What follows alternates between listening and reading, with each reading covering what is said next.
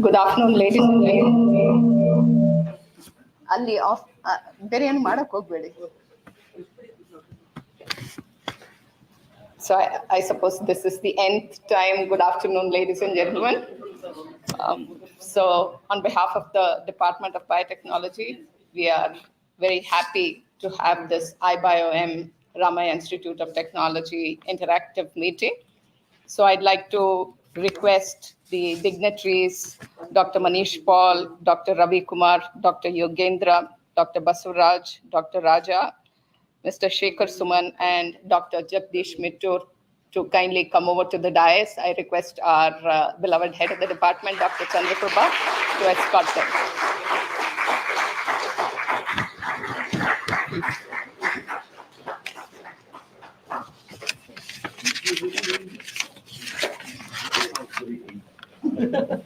Please have a seat. Oh, go ahead.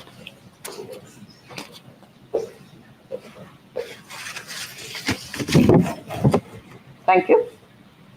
Now we will start the formal program with welcome address by our beloved head of the department, Dr. Chandraprabha.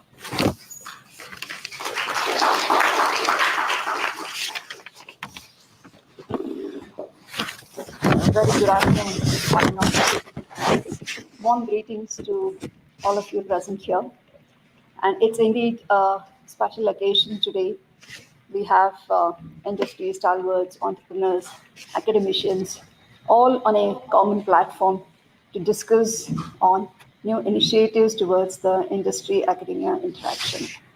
So IBioM, a foundation for Indian biotech and MSME and startups, has been regularly organizing various events which has been instrumental in bringing together industry experts and academicians, and especially entrepreneurs. So today we have one such event being hosted at Ramaiah Institute of Technology with a theme on Bio-Entrepreneurship, opportunities and grants for success of MSMEs and startups. So without taking much time, so I just extend a very warm welcome to all of the representatives from IBioM who are present here. So it's indeed a privilege to host this event at MS Ramaiah Institute of Technology. So on behalf of the Department of Biotechnology, MS Ramaiah Institute of Technology, I extend a hearty welcome to Dr. Manish Paul, founder and CEO, MicroBiome. I request Dr. Bindu to welcome our dignitary with a bouquet.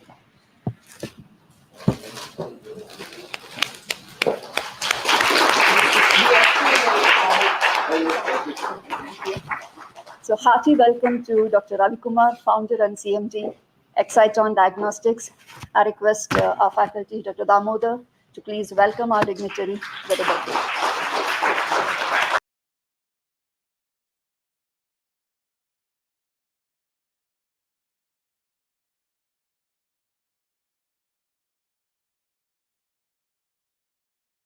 Dr. Yogendra, Senior Scientist, CSIR-CIMAP. I request our faculty, Dr. Ravi Kumar, to welcome sir with a bouquet.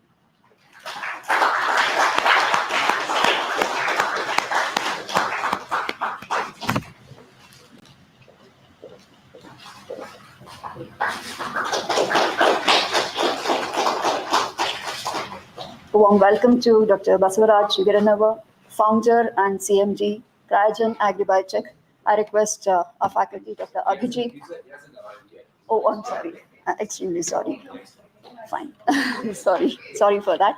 Hearty welcome to Dr. Raja Mangalam, founder and CEO, Genotypic Technology. Dr. Abhijit, to welcome you.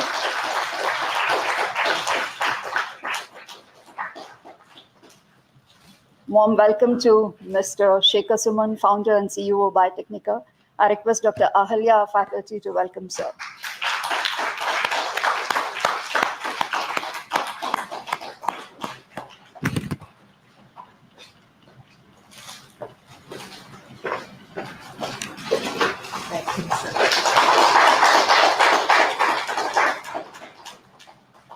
A special welcome to Dr. Jagdish Mittur, Honorary President of IBioM, which is key behind today's event.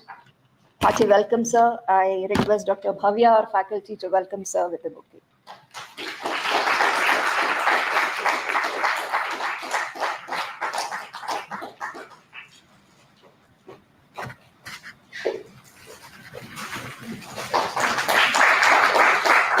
So I once again extend a hearty welcome to all our dignitaries on the dais and off the dais. We do have industry representatives off the dais. Special welcome to all of them. A hearty welcome to our faculty members, our research scholars, and dear students. So extend a warm welcome to one and all, and to have a very fruitful discussion today. Thank you so much.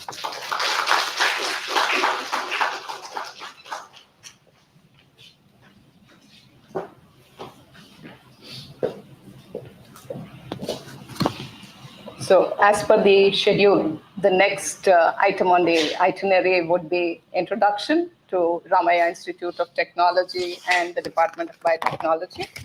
So dignitaries on and off the dais, esteemed members of the faculty.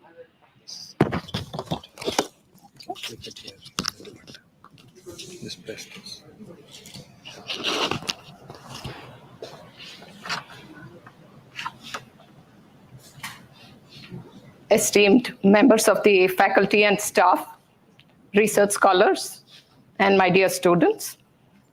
So it is indeed an honor to be a part of this Ramaiah Institute of Technology and IBioM interactive and I should say networking meeting.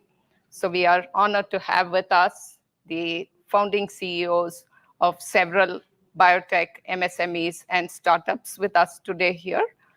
And now to give you a glimpse of our institute and the department, the Ramaiah Institute of Technology was established in the year 1962 by Dr. M.S. Ramaiah under the aegis of the Gokula Education Foundation, offering 17 undergraduate, 8 postgraduate, and doctoral programs. We are ranked in the top 100 engineering colleges as per the MHRD NIRF, that is the National Institutional Ranking Framework. We have 380 faculty members, 261 of them with PhD.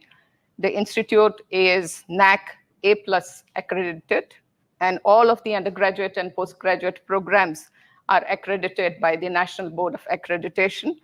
The institute has an excellent student mentorship program, which we call as the proctorial system, where each faculty mentors about 10 to 15 students. So throughout their academic career, so they would be their graduate counselors. The progress of the students, inclusive of their attendance, marks, all this is hosted on an e-platform called as eSutra. And this is accessible to the parents, so they can check, and also we regularly send out reports that are posted to the parents. And also along with that, SMS is also sent. So apart from this, the institute, as you understand and have seen now, the entire campus is Wi-Fi enabled. And about the Department of Biotechnology, so it was established in the year 2002 with the Bachelor's in Engineering BE Biotechnology program. The MTech Biotechnology program was initiated in the year 2012. The BE Biotech program has an intake of 60 students, and the MTech one has 18 students. We have 21 research scholars in the department pursuing their PhD. The department has 16 faculty members, all of them holding PhDs. We have state-of-the-art classrooms and research laboratories to support the academic as well as research programs. So the department has received research funding to a tune of about 5 crores from various state and national funding agencies. The faculty and students publish extensively their research work in reputed international and national Scopus and SCI indexed journals. And the department also has an excellent connect with leading biotech industries and research institutes, thereby helping our students with their internship and project work. So our students are our asset. they not only perform well in academics, but also in co-curricular and extracurricular activities. Every year, a large number of our students qualify GRE, TOEFL, IELTS, and GATE in order to pursue their higher studies in premier institutes in India as well as abroad. So we nurture the knowledge and skill sets of our students, transforming them into well-rounded individuals who are socially and environmentally conscious leaders of the future. Thank you so much.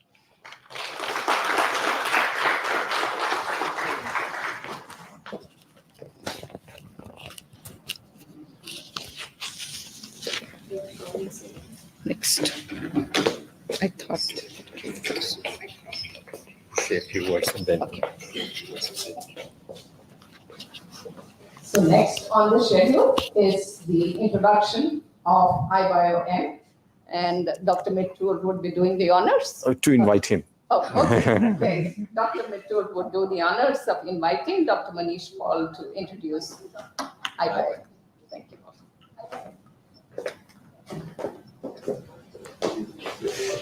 Good evening to all of you. Thank you, Dr. Bindu. First of all, IBioM is extremely grateful to Dr. Chandraprabha and Dr. Bindu and the entire faculty and the students of this wonderful department of this wonderful institutions for inviting us to this beautiful location to have our monthly IBioM meeting. So one of the traditions of IBioM is that and it started as Bengaluru Biotech Startups and then gradually branched off a more registered legal body called IBioM. Indian Biotech MSME and Startups is a foundation, not-for-profit foundation. So one of the unique things we have is that every month we have a meeting in different location. And it could be another startup company, it could be an institution, it could be somewhere else, right? Even in my village, we had a meeting, right? So to take it to the rural people.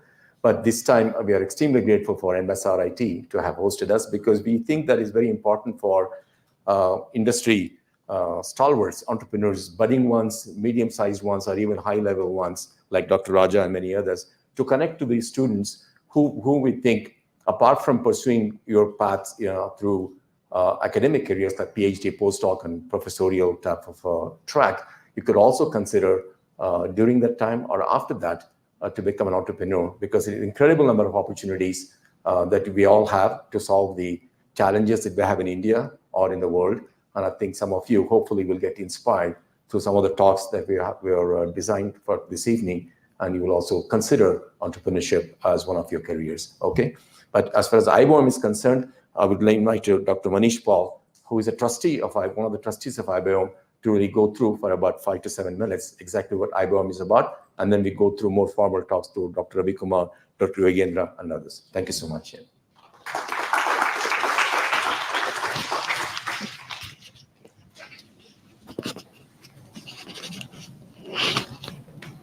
Should we go down so that we can all see the slide text?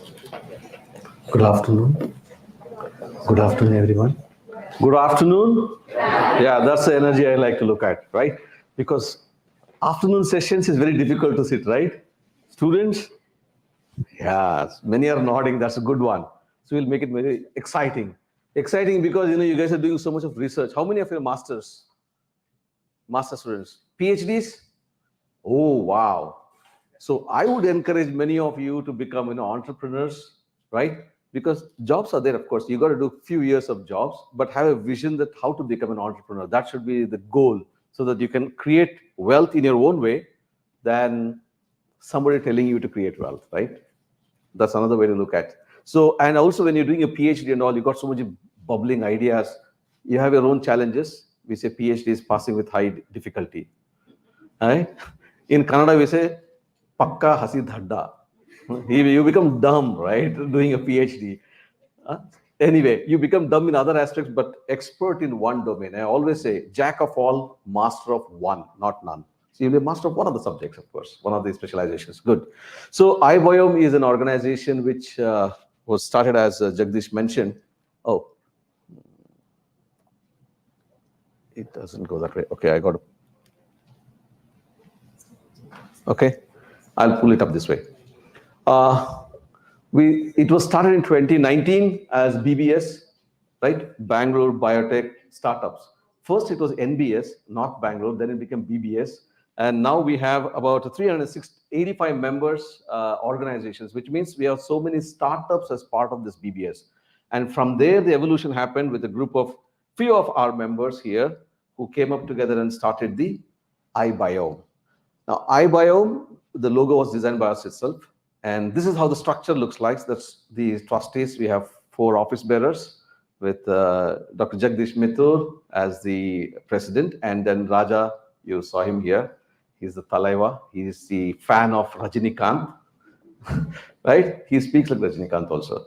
So he's the chairman, and we have Divya, who owns a company called BioAgile. And all of us here are owners of at least one of the companies we have founded. And Divya is the treasurer there, and Naveen is a secretary, and he is the founder of a company known as QuantumZyme, who works in bioinformatics. And Divya works in clinical trials. And we have off-site branches, geographical branches, one in Tamil Nadu and one in Delhi. And we have 2 people there who are heading as presidents there. And we 3 of us are there as additional members. You saw Shekhar Suman. And Varsha is not here. She's traveling. And then that's me there. That looks better than who I look here, probably. That's all charm of Photoshop. Sorry? Control L, I think this is going on a browser, not on a PDF. I don't know. I tried that first, Control L. It's going to...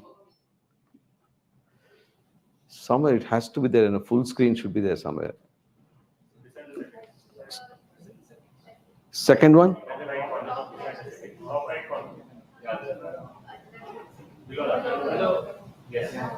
Thank you. This is good. So, IBioM is a pioneer platform dedicated to support and empower startups and the MSMEs. Because as a startup, there is starting trouble. But that's why we start out. And then once we mature into MSME, that is micro, small, and medium enterprises, then we have another kind of set of challenges. And somebody is required to help us around how to navigate the whole process. And we have stalwarts who have achieved that and accomplished certain things. So this is a platform of an organization where people can help each other. There could be collaborations, there could be commercial collaborations, there could be just mentoring, or just guiding and making right connects. These are the kind of things, activities which we do in IBioM. We have a legal advisor also, Mr. Kirit, who sits in Delhi, and he's very good. He's the one who charted our the roles and that was good, very fast.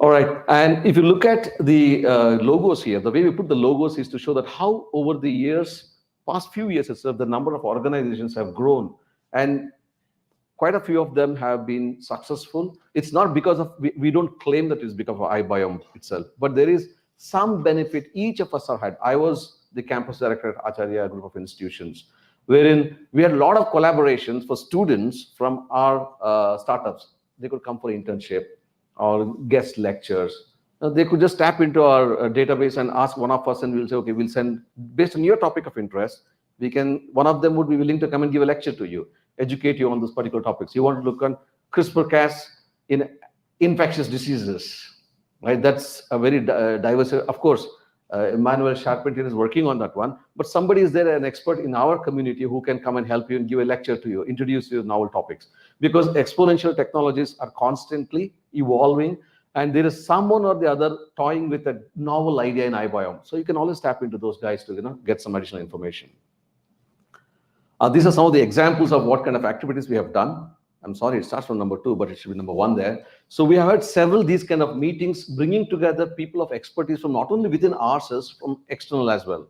So today we have invited one gentleman whom we are going to listen to, right, on the aromatics. So this way we bring in experts. For us also, though we are startups, doesn't mean that we have reached the pinnacle of our lives or our in a journey. So we always learn. Learning is a constant journey, right? We never stop learning.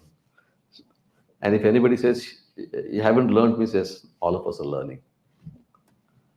Bangalore Tech Summit is one biggest event we partner with. And then Genomics India, it started from our Talaiva, Raja Mugali Singham's company, it started out. and we partner with that. And we are now planning to work with many more such kind of conferences, which are of very large scale conferences, so that we have more network and people get more benefit from that. Memberships are for the startups and individuals as well here, but not for students at this point in time. We do not know how would students benefit. Students would benefit in one way would be by having expert consultants for you. For example, one of you is working in a PhD topic, which is, today somebody called me, he's working on oral microbiome, and my company name is Microbioma, which means microbiome in Greek. Just the way it's in Greek and Latin, I don't understand. It's in Greek, microbioma. So he wanted to do a project in oral microbiota. So he taps into us. That way you can tap into your PhD topics, any one of us in our group, and see how they can help you. Right? They may be able to help you in some assays which you are unable to do somewhere, that we can help you in that one, right? It could be for a cost, or it could be a collaborative or a publication, whichever way it works. So that is one way you can, students and research scholars, you can benefit.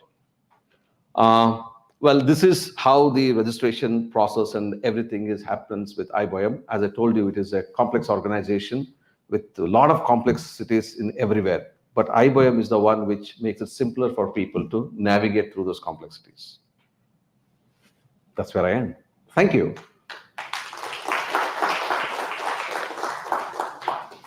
Thank you, Manish. Will you put up the Ravi Kumar's talk?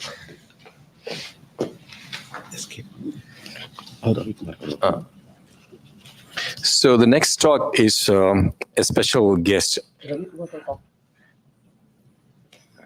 Dr. Ravi Kumar.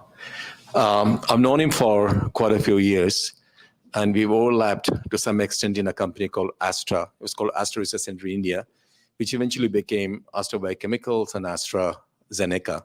The R&D center is not there anymore, but I'm going to let him introduce himself. But what I want to mention is that this year, what about his? So, when people were still discussing around the world about what entrepreneurship meant in life sciences, Dr. Ravi Kumar was one of the early pioneers, early 90s to mid 90s, when he was working actually in Astra to start thinking of entrepreneurial mode in a very challenged area called virology, diseases, and so on. So in 1995, he founded a company called CSIR-CIMAP. He's going to tell us more about it. Along the way, he will also talk about, I hope he will talk about what exactly excited him to create a company called CSIR-CIMAP and how it's helping the society. Thank you, Ravi. Please.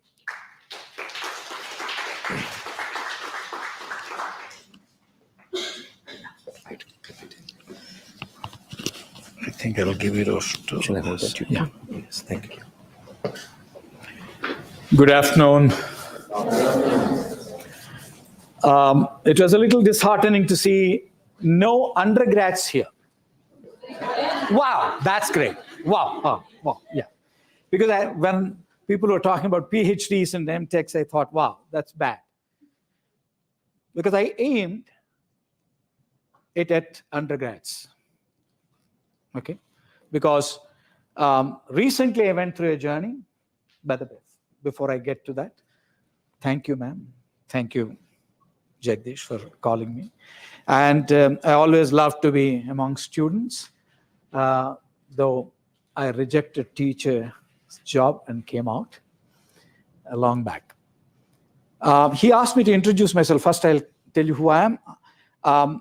I have done my medicine way back when none of your parents were even thinking of having you.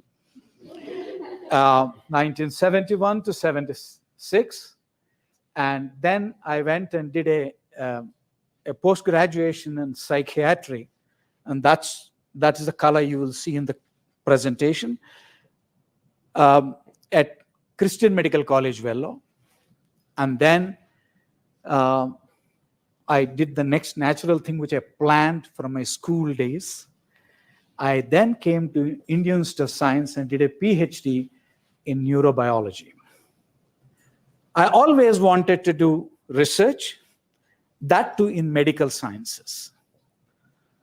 That bug is not something de novo that bit me. It was partly in the family.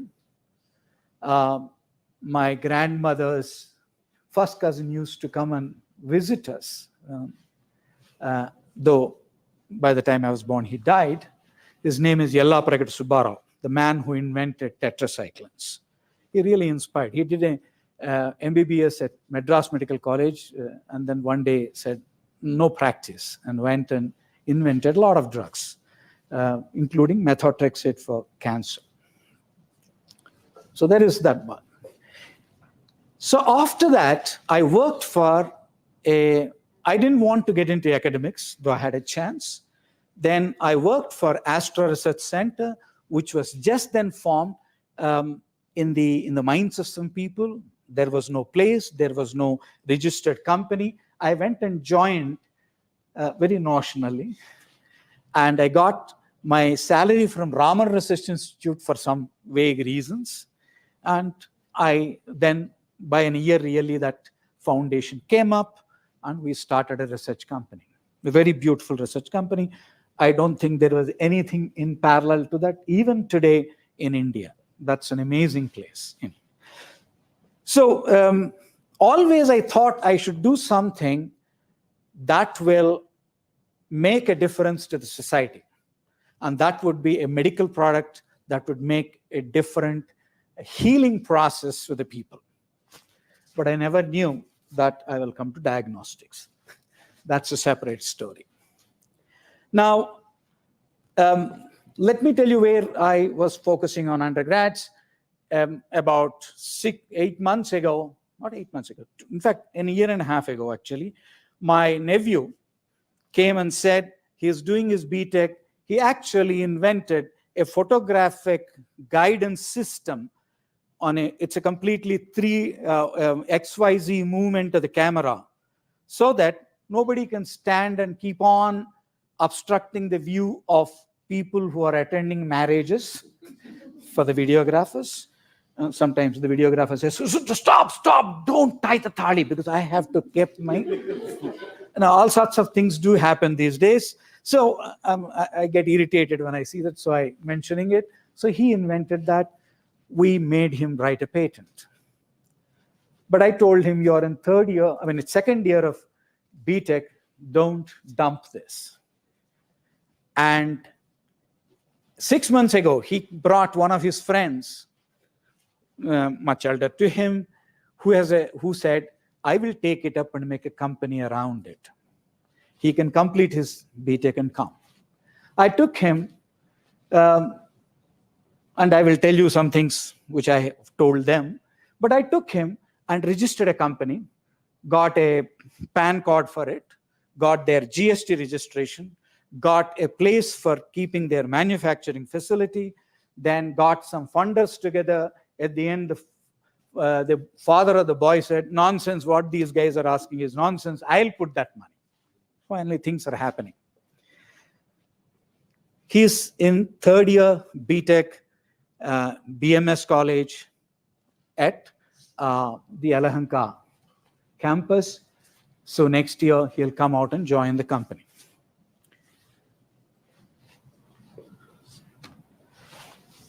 I'm here to actually tell you a story. Why am I here, right? Apparently, a set of students and a mentor went on a holiday, and they went to a crocodile farm like this. So there is a floater, and you can even throw things at crocodiles, and they'll come and pick up, but you're safe.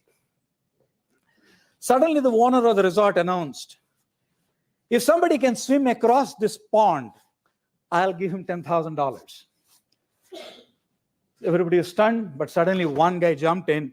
He somehow managed and reached the shore. His friend came and hugged him and said, wow, he said. I didn't jump, somebody pushed me. So the friend said, I pushed you so that you can make them. I know you can swim across these crocodiles. I am here to push you all into this pond called entrepreneurship. Now, what is entrepreneurship? It's about finding an opportunity, a gap in the needs of society, and do something about it, and you will see that opportunity, and you say, I'll make it. But most important thing is, seizing an opportunity is fine, but you need to do what is called a risk analysis. Sorry. Okay, this is completely controlled differently.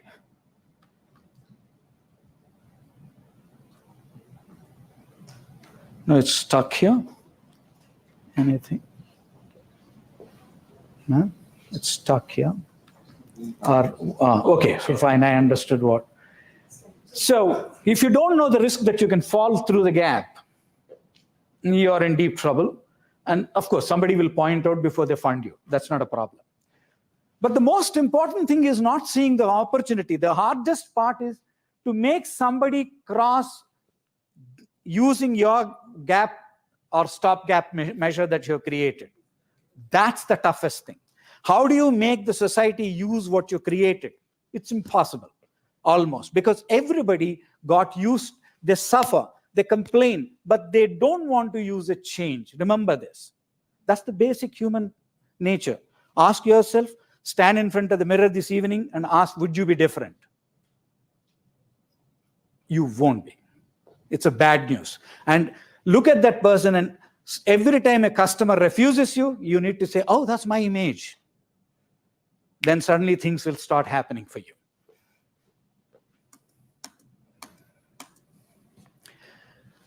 And then when you want to start something, something else happens. You want to do something very tricky like this, and somebody will tell you it's not possible. Some of you who are discouraging your friends, please stop doing that. That's this slide for, because I know all people don't encourage. The person who says it cannot be done should not interrupt the person doing it. This is the basic principle that you need to follow in the entire household of an entrepreneur. That means you need to enroll your families. Anyway, I'll ask some of the students, what is it for you? What is entrepreneurship for you? Anybody is thinking of starting something, or they have just a lazy afternoon? Somebody, please. A risk. Pardon? It's a risk that may or may not be beneficial. That's true. But why do you want to do something like that, if you want to do? Knowing it is a risk. It's a solution to a problem. The solution to a problem. So who will benefit it? Within the society. The society, okay. Then? Passion.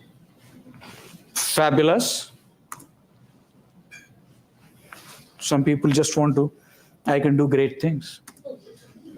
Social responsibility, just now somebody said, I want to create something for the society. Anything else?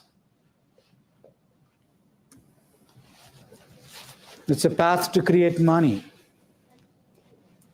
right? It's a path to create wealth. What the hell is the difference? If you know the difference, you're an entrepreneur. You're meant to do entrepreneurship. What's the difference between creating money and creating wealth? Money is just a physical entity.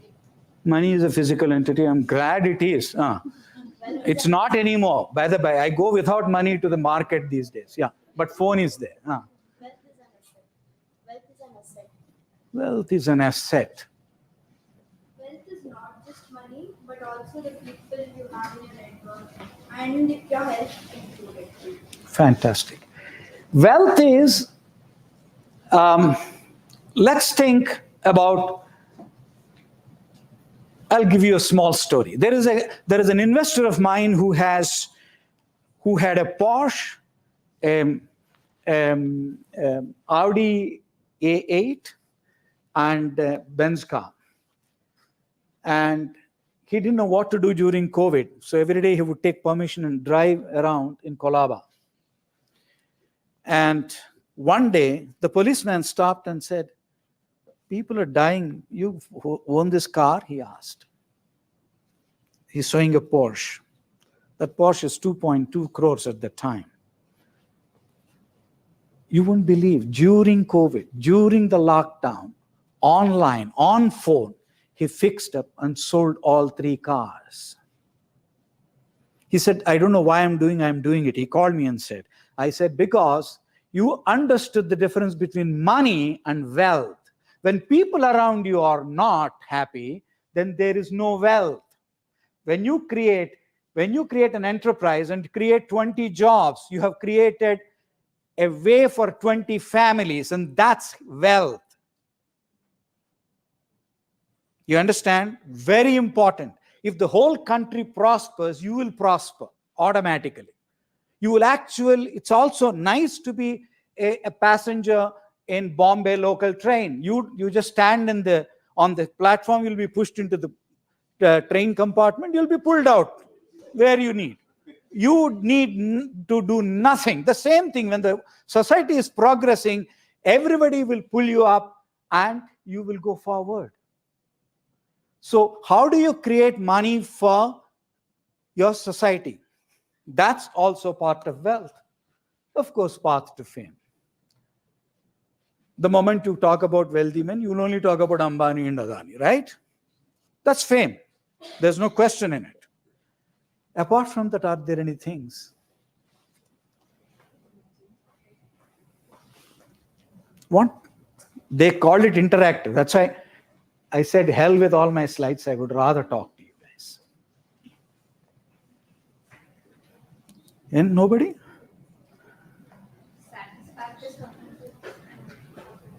Interesting word, satisfaction, has been used. Who used it?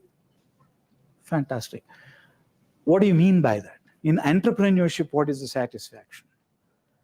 Well, you said it's a part which helps, we could help people. And there's a satisfaction knowing because of us there are people who are happy. Good. Let me rephrase it. How many of you know what is enrollment in life?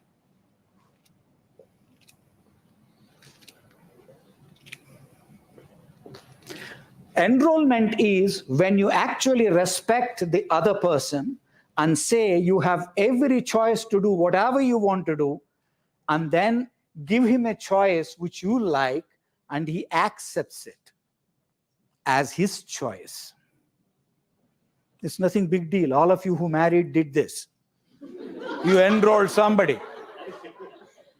I nicely put it as a definition. Don't get worked up. I mean, all of us did it, right? And so it's the same thing. Yeah. It's the same thing. You need to enroll. When you have a product, when you have a way of doing it, solving a problem in the society, whenever you have enrolled a set of customers, it gives a kick in your hypothalamus. It's a part of the brain which sits just above the pituitary. It's a tremendous kick. Taste it, amazing. It's the best gambling you can do with your life. Just there are people like my nephew. I asked him, that's when I created this last line. He said, I'm a creative person, I'll create things. But they cannot go wasted. They cannot be in my basement, he said. Sure. Beautiful. There is an enterprise around first product of his, very good. Now, personality of what you create is your personality. That's something you better remember. Whatever your personality, your company will not have a different personality. Professionalize on the day one is the greatest bullshit ever told in management schools. It never happened, it won't happen. The value system you bring in will percolate to the down. After you leave that building, that floor will stink of your value system. It's that strong. So don't believe, ask what is the personality going to be. Better clean up this before you start. That's why I'm giving. Some other companies are science and innovation based. You cannot make them a marketing and sales focused company. Impossible. The DNA just doesn't come in. And there are companies which are manufacturing focused. They are refining the whole manufacturing process. You give a bill of materials book saying it's 100 rupees. Within 6 months, they will bring it to 15 rupees. There are guys like that in this country. Only thing is we don't know them. And last two, I am not great at data and AI based, but I see there are people now just based on data, they are spinning enterprises and valuation focused. There are people, and my warning is don't do this. Valuation focused entrepreneurship doesn't go anywhere. It will go the same way as Byju's is suffering today. I'm sorry to mention that name, but it's a valuation. Every 2 weeks, they increased by $1 billion. Where are they today? That's the question. Now, all of you will tell you, why should a BTech biotechnology student, is he ready for entrepreneurship? No, sorry, you're too young. You should go. Somebody actually said, go and find jobs, do some work, get experience. Right? But today's age is different. That was true when I started enterprise. Not anymore. You have so much knowledge freely available and flowing through your phones. Forget about anything else. Flowing through your phones. So it's not necessary. In fact, I told this my nephew, so I'm telling you. If you dabble with an idea at the age of 22, and let's say it's not your cup of tea, right? I cannot handle a lockout. I cannot handle union leaders. I cannot handle this. There are so many things. It's not an easy task. When you're doing light engineering companies, it's a tough thing. If it's not your cup of tea, you can come back to master's degree or a job by 25. Nothing is lost. Nobody will ask, what happened in your life? Right? They think you just eloped and came back. That's it. They won't even ask a question. At this age, you're only scared of your success. Remember this. You're not scared about the security of your family. It's a very great asset. When I started, I had taken a lot of beatings at my family level. My son got into Ramaiah. I just couldn't pay the fees of Ramaiah Medical College. And a year later, he got full scholarship and went and studied at CMC Vellore, stood All India first. That's a separate story. He's an oncologist in the US. He's an assistant professor in UDAB. That's a separate story. But the point is, it was very painful to take that because all the money went off into the company. I had nothing, wiped out, and still not earning. That was the situation. Those things don't happen at your age. At the best, your father will say, nah, like, he's not bringing any money home. It doesn't matter. He will appreciate you tomorrow. You're willing to tuck in your ego at this stage and accommodate colleagues and more experienced people. It's easy. At the age of 45, you don't want to take a lesson in simple arithmetic by an accountant. I can tell you that. It's not easy. At this age, if you get patronized saying, oh, he's an inexperienced boy, that's how somebody will say, well, play that cute, inexperienced boy. Get your work done. It's easy. By the way, how many of you actually thought about this paradigm in your, how many of you are Hindus here? All of you. Okay. So how many of you have asked yourself, do I like Rama more or Krishna more?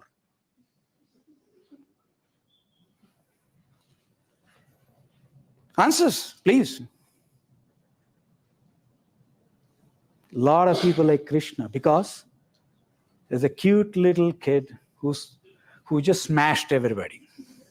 Cute little kid. Let me tell you here the story. How many of you see Amul ads? They're the most obnoxious ads once upon a time. Correct or not? They can be really obnoxious, politically very pungent, but nobody ever took an objection. Nobody ever threw tar on their boards, even though they are written in English. Okay? Nothing happens to them. Why? Because that little cute little Amul girl steals the heart of everybody. Little girl, forget her. That is your reaction. Play that card. Play that card and get your work done as an entrepreneur. That's what I'm saying. Of course, there are negatives. It's not as if that you're Krishna and just get your Balrama by the side and go and kill Kamsa. That's not that simple. You're not experienced in judging human beings. That's the greatest asset you require. Are you willing to learn without becoming bitter about any experience? That's the question. At this age, by the way, let's ask these entrepreneurs. What's your guess of my age? 70, correct. Okay, at this age, I can tell you, only now I learned not to be bitter about guys who patronize you or who give you bad experiences when you have judged them, trusted them. Only now I learned to say, okay, but I was like that some time back when I was at Astra. So, you do not know your own strengths and weaknesses. You need a mentor. Please take somebody. You have great teachers. You're not too good at financial matters. Well, learn math, some arithmetic. You're too dependent on colleagues. A lot of people tell you that. For heaven's sake, don't take this into your heart. You need to make a team which is more talented than you are. Only then you have a company which is surviving. So that at this age, it's easy to do. What do you require? I just wanted to tell you these 5 things. You need a capital, right? Don't go to anybody. First check, do you have the passion? Does it wake you up in the morning to start this company? You need one asset, that is respect for other human beings. Irrespective of who they are. Irrespective of who they are is in your judgment something, but they are somebody by their own. Remember that always. No human being can be branded easily. You need a skill set to learn every day. Wisdom versus reality versus story. This, I will stop with this. You need to know what is reality, what is story. You went to a finance company, presented your project, and they said, sorry, boss, it's not going to make money for us. And they gave you 5, 6 objections. You come out and say, these buggers are not interested. They are all looking at $1 billion companies. You tell your own self a story why they didn't like you. Can you keep that? My project got rejected by X. Now, he gave 4 objections. I will take care of these 4 objections in my presentation. Go to Y. That's reality. Reality versus story, you better have that. Of course, conviction and courage to follow the line of thought and ability to see what is opportunity versus greed. If you have this, you're ready for entrepreneurship. I'll stop here.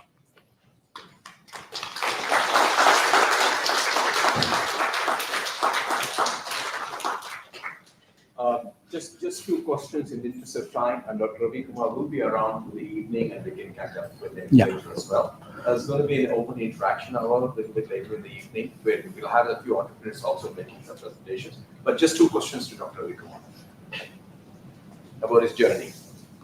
So you were, let me start off, you were a doctor, a medical doctor first, and then you became a PhD as well. Yeah. So why did you have to do that? Because very simple. In India, medical schools don't teach you science. And science institutes have no perspective. I'm sorry to say this. You go to the best of the institutes in this country, still they don't have a perspective of what is needed by the guy outside the 4 walls of their institute. Medical guys have no understanding of what is the rigorous science. This big gap still exists. We are trying to merge, Sudhir Krishna, all of us made so many efforts in this country, but I am making that. That's the thing. So I was suggesting to Dr. Bindu when we were talking about this in the last meeting, where you have a great opportunity here in this campus where you have your own hospital. I think time and again, students actually must do internships in the hospital setting itself or invite doctors. I know they're always busy, but like you said, they may not be thinking analytically, scientifically. I think you have a great opportunity to put your department in touch with the actual practicing doctors and invite them as well. So one more question? Yeah, please. Sir, what were the challenges that you faced transitioning from a student to an entrepreneur? From? From a student to an entrepreneur. No, I didn't go from a studentship. I went through Astra as a researcher in a very comfortable company to entrepreneur out there on the streets. When I did it in 1995, there was no funding available. The word biotechnology was considered as bad as AI 3 years ago. Okay, people were scared what it is going to do to people. And second thing was there are no incubators. There's nobody told us. Nobody gave talk saying this is entrepreneurship. This is the way you need to go. Things like there was only one venture capital company in the country called TDICA at that time. Nobody else. So those were the difficulties because there is no path. And Professor P. Balram, who was the later on director of IISc, he allowed me to work in his lab. And it had to be done clandestinely because when we went to the director with the letter, he said, why letter? It means you're making it public. As if we are doing something clandestine. That is the time. Today, Balram would have boasted saying, I incubated Ravi. That's how he would have been. So it would have been a nice term. That day, nobody knew the term. Everybody thought it's wrong. An academic institution is hosting a company. Thank you, Dr. Ravi Kumar. He's one of the very few motivational speakers. I always having him in my mind every time I want to organize a meeting like this because he's been through a lot of experiences. And someone, I think, again, I would like the department to be in touch with him for future interactions, maybe much more, much bigger, much longer interaction. Sorry to stop you in the middle. Right. Thank you so much. Yeah.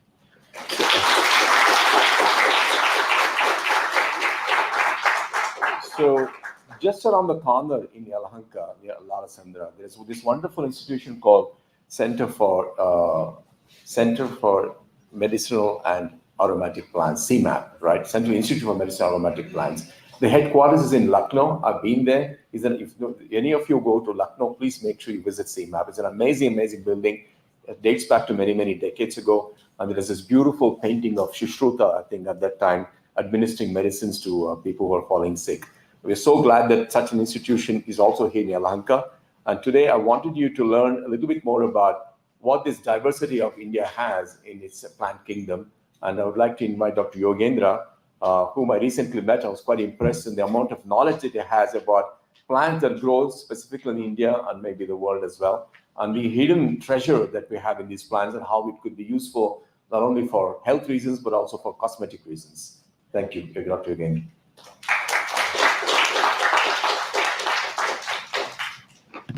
Thank you for the opportunity, dignitaries, and my thanks to Mittu sir. It's an opportunity to meet all of you. 1 second. Yes. Yeah, yes. Yes.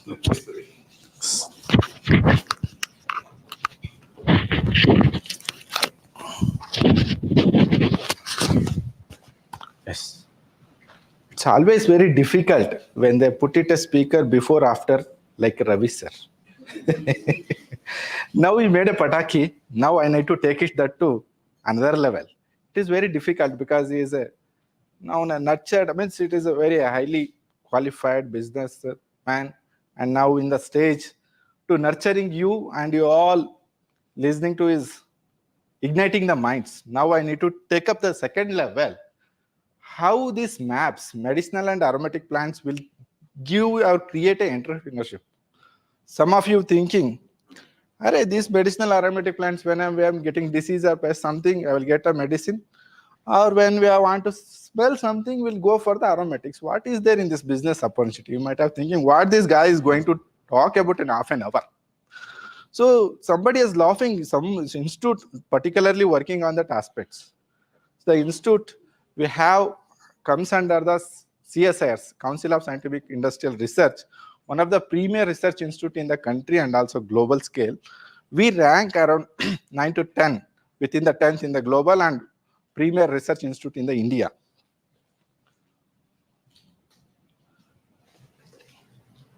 So this slides are moving. Use the This bar. That works. yes, now it works. No, it is increasing. No.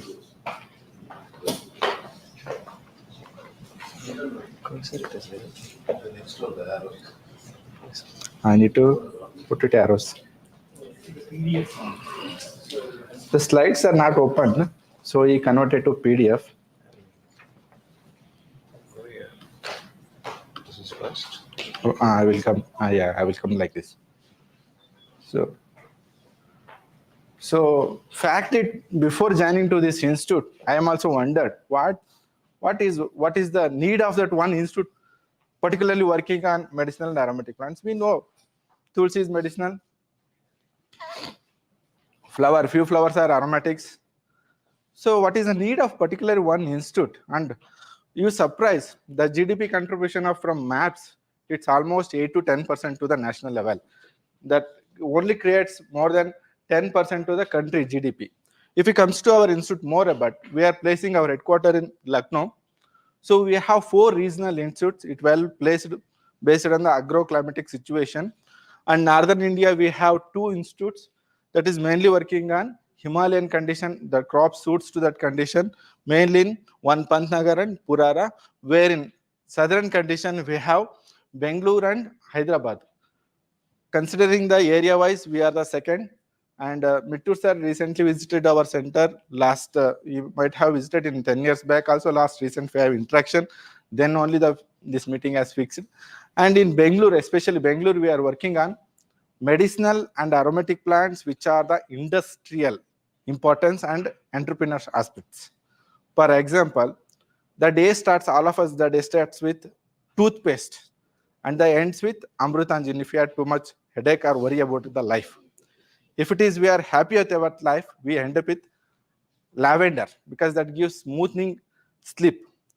So the business opportunities, I will start with once the toothpaste, then we'll go put a soap. Then we go for the food. Everything you just go back, it's each and everything has the one way or another way having you using knowingly using medicinal and aromatic plants.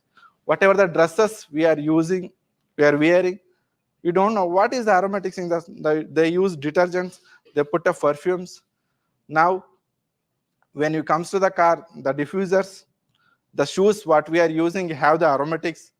Surprisingly, the high branded shoes, they use vetiver roots, might have heard lavancha or ravancha, to heat, to get trap the heat, or it is one of the very good coolant. One entrepreneur from Tamil Nadu, he has given the value addition or byproduct from a single vetiver plants more than 130 products. I will share his success story. And another guy from Pondicherry is exporting all his product to Malaysia and Sri Lanka. Interestingly, from our Mangalore area, one person that is basically from Kerala, Matthews, by name is Matthews. He is giving employment opportunity more than 200 youngsters like you, but not their basically core life science. They're helping them in different aspects. He is developing the product more than 80 to 90 products. What not, from top to bottom of our body. Everybody use hair oil. Everybody use beautification rather than a man, woman's much more beautification aspects. Coat, jackets, we are using fancy. Now Modi coats is very much fancy. That another they put a vetiver, that becomes vetiver jackets. And all beautification and pharmaceutical aspects also. Their industries also there. And how you can yourself, you are thinking intellectual, get into the business aspects. I will come to one by one. So clear-cut differentiation let's come. So medicinal plants and what is the aromatic? So very clear cut, some plants or substance give aroma or essence that is feeling good, have commercial value. We categorize as an aromatic medicinal plants, aromatic plants. The commodity or marketable commodity is essential oil. Where in medicinal plants, any part of the plant which has some usage, either in Siddha, Yoga, Unani, or natural homeopathic medicine, that we consider as a medicinal plants. We know very few medicinal plants that we put it in our house, Tulsi, and we offer oftenly to the temple. And we surprising, you ask yourself, why Tulsi only has to give to the god? Why not rose or jasmine? Why not champaka? Anybody try to give this to the temple? The archaka will not accept. Why Tulsi only meant for the god? Just recall, that is a history or something what we call Mahabharata, whatever, Krishna or some history, you go back to the history. Whatever the science or whatever the business, it comes from the history. Something is get related to each and everything. It is a chain of activities. And comes to the the plant parts, different plants where we get extracted essential oils. See, it is a wide of array. So from wood to flowers, the oil is extracted. In aromatic industry, essential oil is the major marketable commodity, where in medicinal plants, the different part of the plants is the major marketable commodity. One thing you have to keep in mind, if you are entering to the aromatic industry, your main product is essential oil. If you are focusing on the medicinal industry, your plant products or different products or processed product is a marketable commodity. One clear cut here is, as a beginner, as a cultivation aspects, medicinal plants not have well structured of markets. You need to have prior buyback system or contract agreement before cultivation of these medicinal plants, wherein aromatic plants cultivation, you need to have at least 5 acres of land and 1 mandatorily distillation aspects to extract the oil, because here essential oil is the major marketable commodity. If you are not interested in the cultivation aspects, obviously you are not interested in the cultivation aspect, this is not your job. Next level, it is a kind of value addition will come. Once the processed product is there, essential oil is a processed product. From that, how you will take into the business level. For example,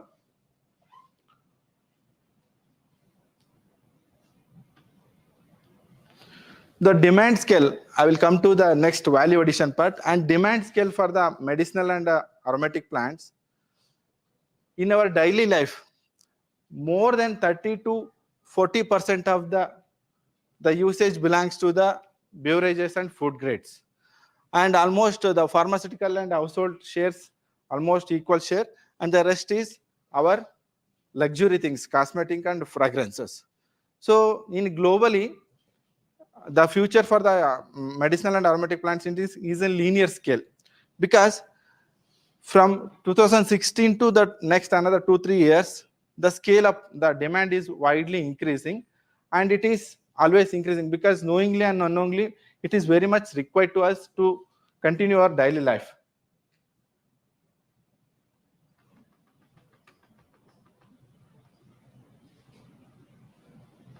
I'm talking about the value addition part. Since here, the lemongrass, I will come to the different set of plants, what is the medicinal and different aromatic plants. Here, once the essential oil is been distilled, we can go for the further purification, that is comes under the quality aspects, and we can go for the separation of the compound, that will comes under the fractionation, and preparation of synthetic derivatives by chemical formation, that your intellectual is very much required. Where, for example, you might have all heard about germacrin D, neutoketone, and one more valensin, highly valued compound. The presence in the plant system is very less. Once enter to the biological aspects in the class laboratory synthesis through yeast system or bacterial system, lot of scope is there. One molecule of germacrine or valicine synthesis from the lab is very high scale, and if you're engineering through the different aspects, that is itself a very big success in your entrepreneurship.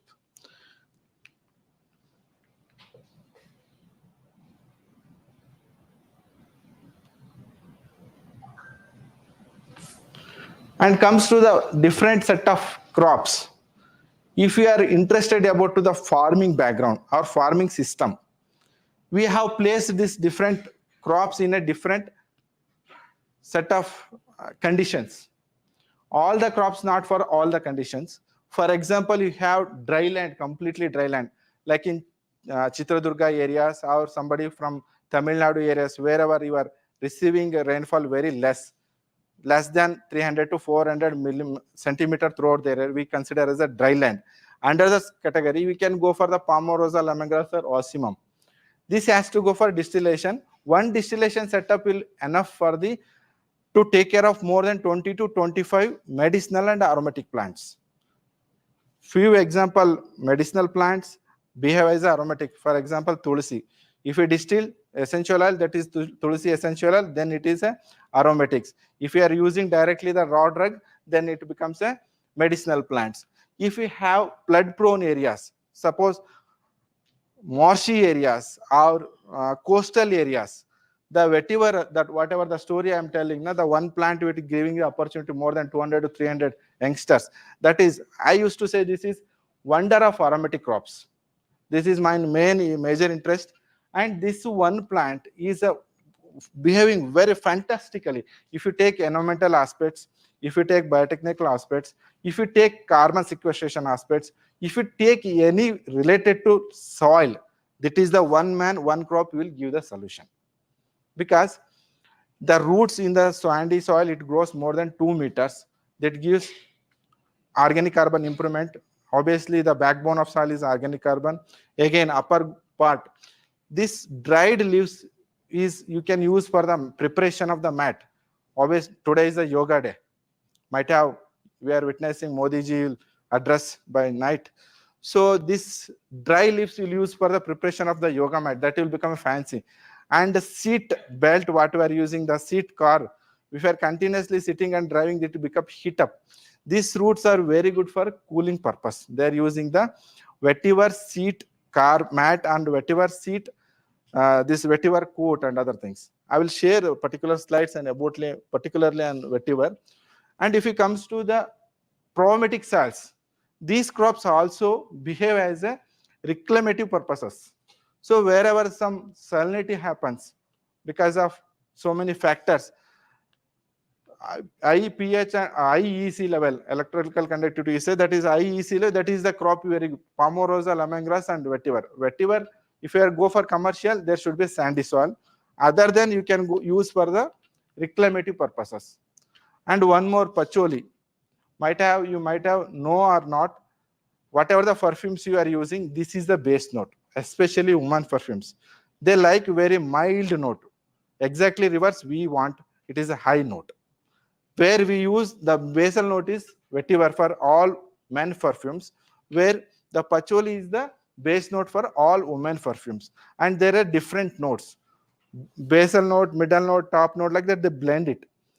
Based on which oil they use, the brand and the rate will be increasing.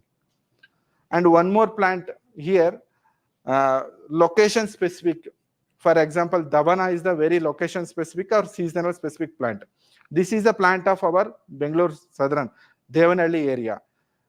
Entire Bangalore in and around Devanhalli, around 150 to 100 kilometers, that crop comes very well. The 1 liter of the oil of Davana, for example, last year, it was went up to 60,000 to 1 lakh rupees. And this Davana oil is used for the beverages and flavorants of this high scotch branded whiskies, mainly goes for the liquor industries. And also it's used for the fragrances of the cakes also. And this majority of the Davana what we distill in Bangalore or Karnataka, it will go completely to the European or Western countries as an export. Because nowhere the Davana comes nice, because we are the leader in the export of Davana. And India stands first in the export of mint oil And recently, last 2 years back, we are standing first in the almost in the lemongrass production also. Earlier, we are importing the mint and this lemongrass. Now we reached up to the global leader level. We are in the export level. And if it comes to the mint and citronella rosemary, might have rosemary, those who are pizza or burger lover, you might have witnessed, they are used as a topiaries. Oregano, you know, they use topiary, like that rosemary also they use. And you might have also heard about the central and brahmi.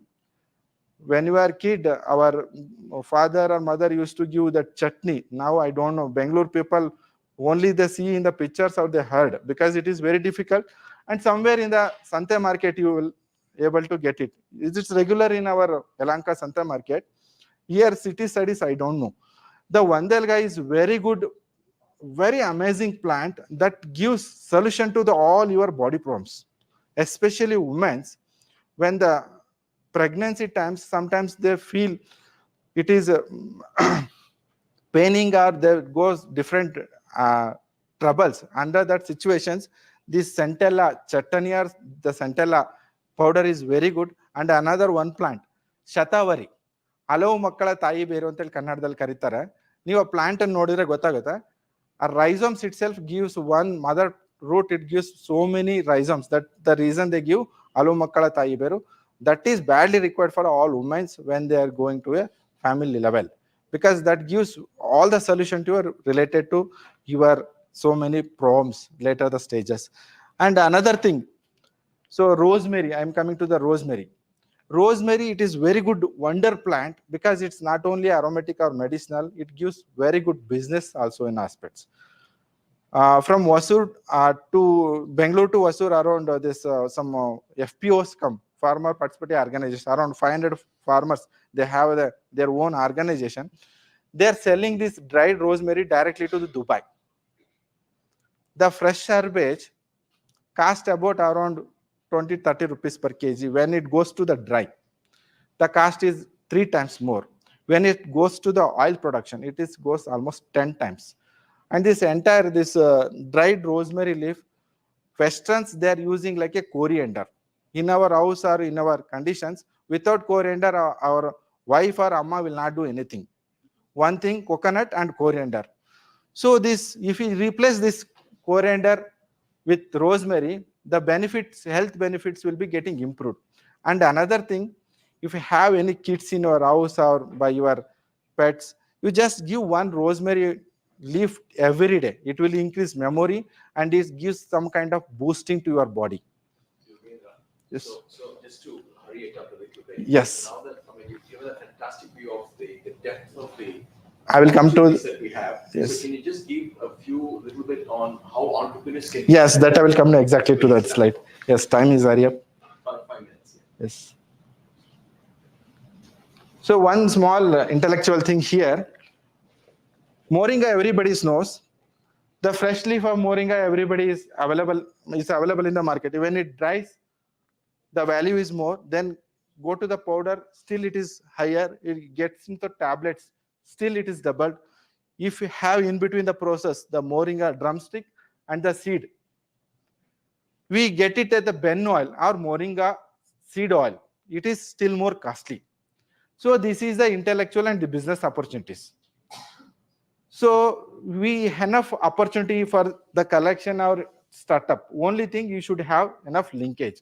For the linkage also, there is some sites are there. I will share you that one also. And the similar examples in aloe vera. Everybody knows about the aloe vera. It is one of the main ingredients for all your beautification aspects. When the aloe vera, another thing is, it's very delicate material, because once it's harvested, within 6 hours, it has to go for processing. This cold process method. Once if it is not done, decoloration, the whole quality is gone up. The same thing if you are having the cold storage, if you are go for the powdering, the value can be increased 1x to 10x. So another example, just I am sharing that where I can place my product.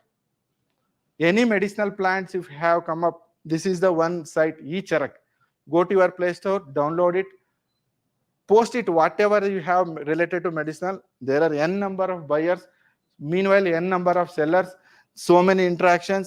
I think you might witness more than 6,57,000. There is buyer and seller every day. They will be meet. They will quote his own pros. He will also negotiate, and they'll market up place action also will take. And comes to the success stories. 2 engineering students like you are belongs to biotechnology. There's from the engineering group from Erode. They started mint cultivation, because sometimes practical, you think how Tamil Nadu will able to grow in mint, because it is complete. Salem Erode is completely like a hot, this one, very heat place. Mint requires very cool condition. Under such condition, they come across all the barrier, and now they become entrepreneurs. Now they're successfully doing the value addition from the mint oil, different soaps, different air oils, and household products. And another lady from the same Tamil Nadu, Coimbatore, she is a doctorate from microbiology background. She did his PhD after that, because of its intellectual knowledge taken forward from the rose oil. It is common, rose water is very common, but she not stopped there. She has developed his own products for the usage. This one, she has developed one unique product for the high irritation from the rose water. She has patented that also. She is exporting that one to Dubai.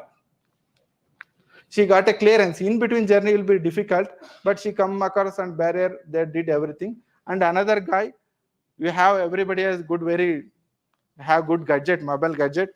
Go through YouTube, just type it Pandian. He's the one man has created entrepreneurs more than 300 women in a Shivakashi, very small hamlet village.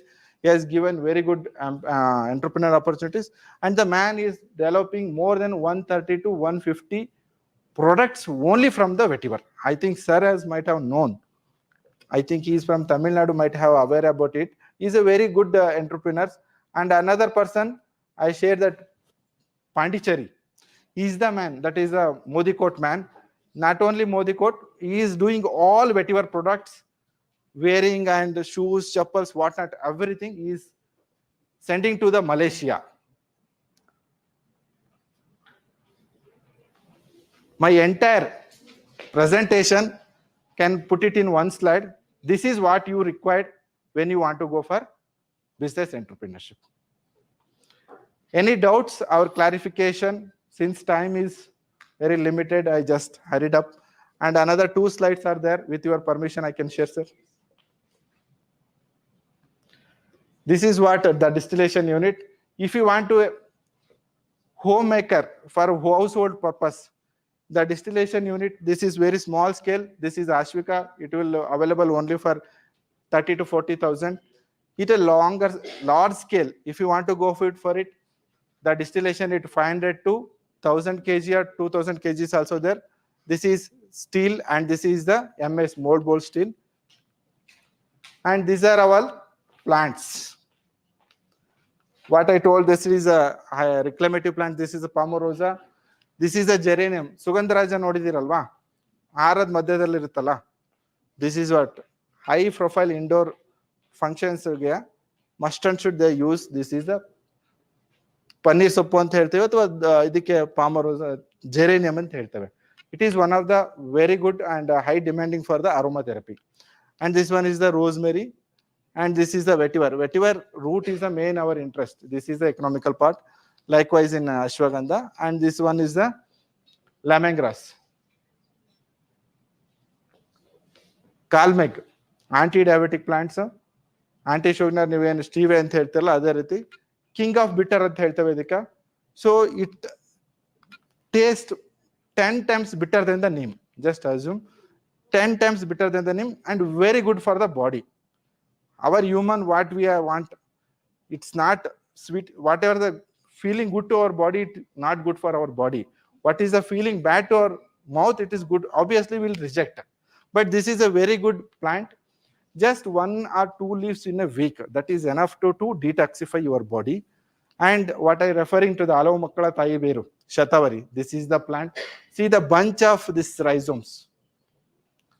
And this one is the Davana plant. And another one is Senna. Kannadadalli Tangadi Hoovu anta karitare.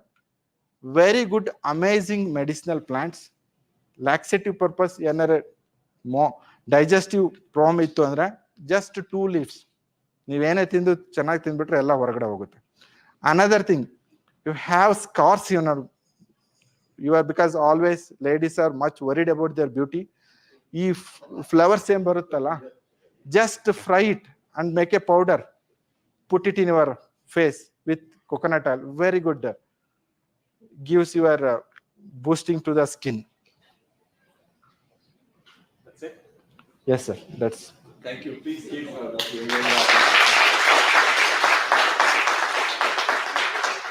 So as you see, there is a wealth of opportunities, reservoir of so much of floric plant and plant compounds, valuation strategies, and all that. So any of you who are looking towards becoming entrepreneurs, And for 2 minutes, sir. We conduct training programs, awareness program twice in a year in our center. We are placed at Elanka Judicial Layout. Twice in a year. Obviously, one training program 3 days happens January or February. Second will be in December or November to December time. We'll note put it in our website. Those who are interested, apart from your curricular activity, you can, if you want to be really want to be a entrepreneur, that program will give a stepstone. Means it will give internships in CIMAP? internships. Students, it's there, sir. Students 6 months or 8 months. That internship also Any there. questions anyone have? Okay, all right. So thank you so much, Yes. Yogendra. I think you've opened up a huge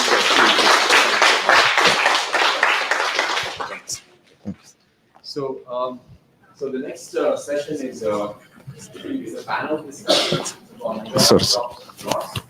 biotechnology, life sciences industry.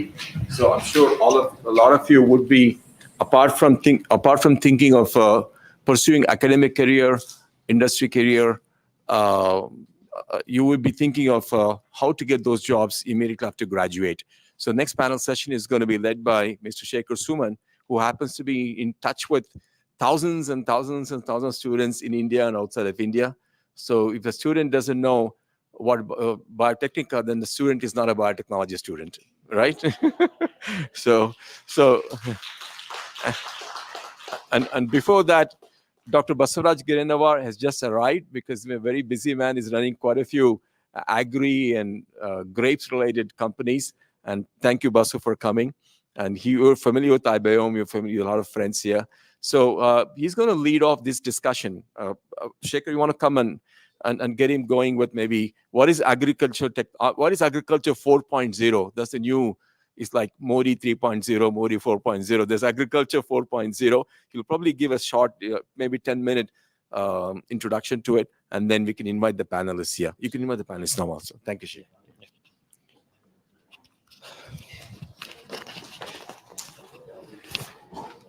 So hello, everyone.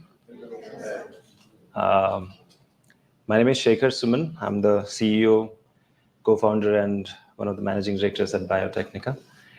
And my job is to help students get jobs. So that's pretty much it. So to start with, we're going to have a panel discussion, but before that, there will be a small talk by Dr. Basavaraj Girenavar here. So I'll first introduce about him. So he is the CEO and co-founder of Creagen and another company called as Rico Wines. And followed by that, he is also one of the founders at Agri App, which is one of the most downloaded apps in the App Store for farmers, more than 1 million downloads. And he has been pretty much handling all these three. So, we call one as wannabe entrepreneurs, then we are entrepreneurs, and then we have serial entrepreneurs. So let's join hands to welcome one of the serial entrepreneurs among us, Dr. Basavaraj, please.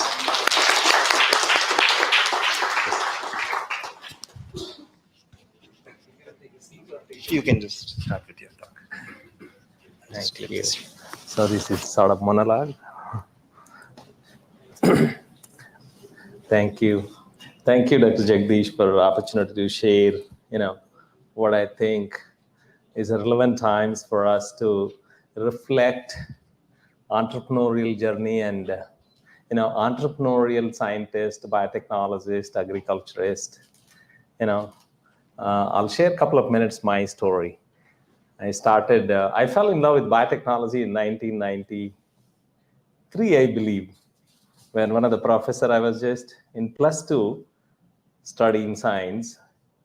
They told about genetic engineering, how you can change eye color of the frog. I said, this is super cool.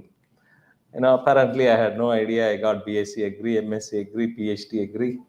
Then I started agreeing to sustainable agri.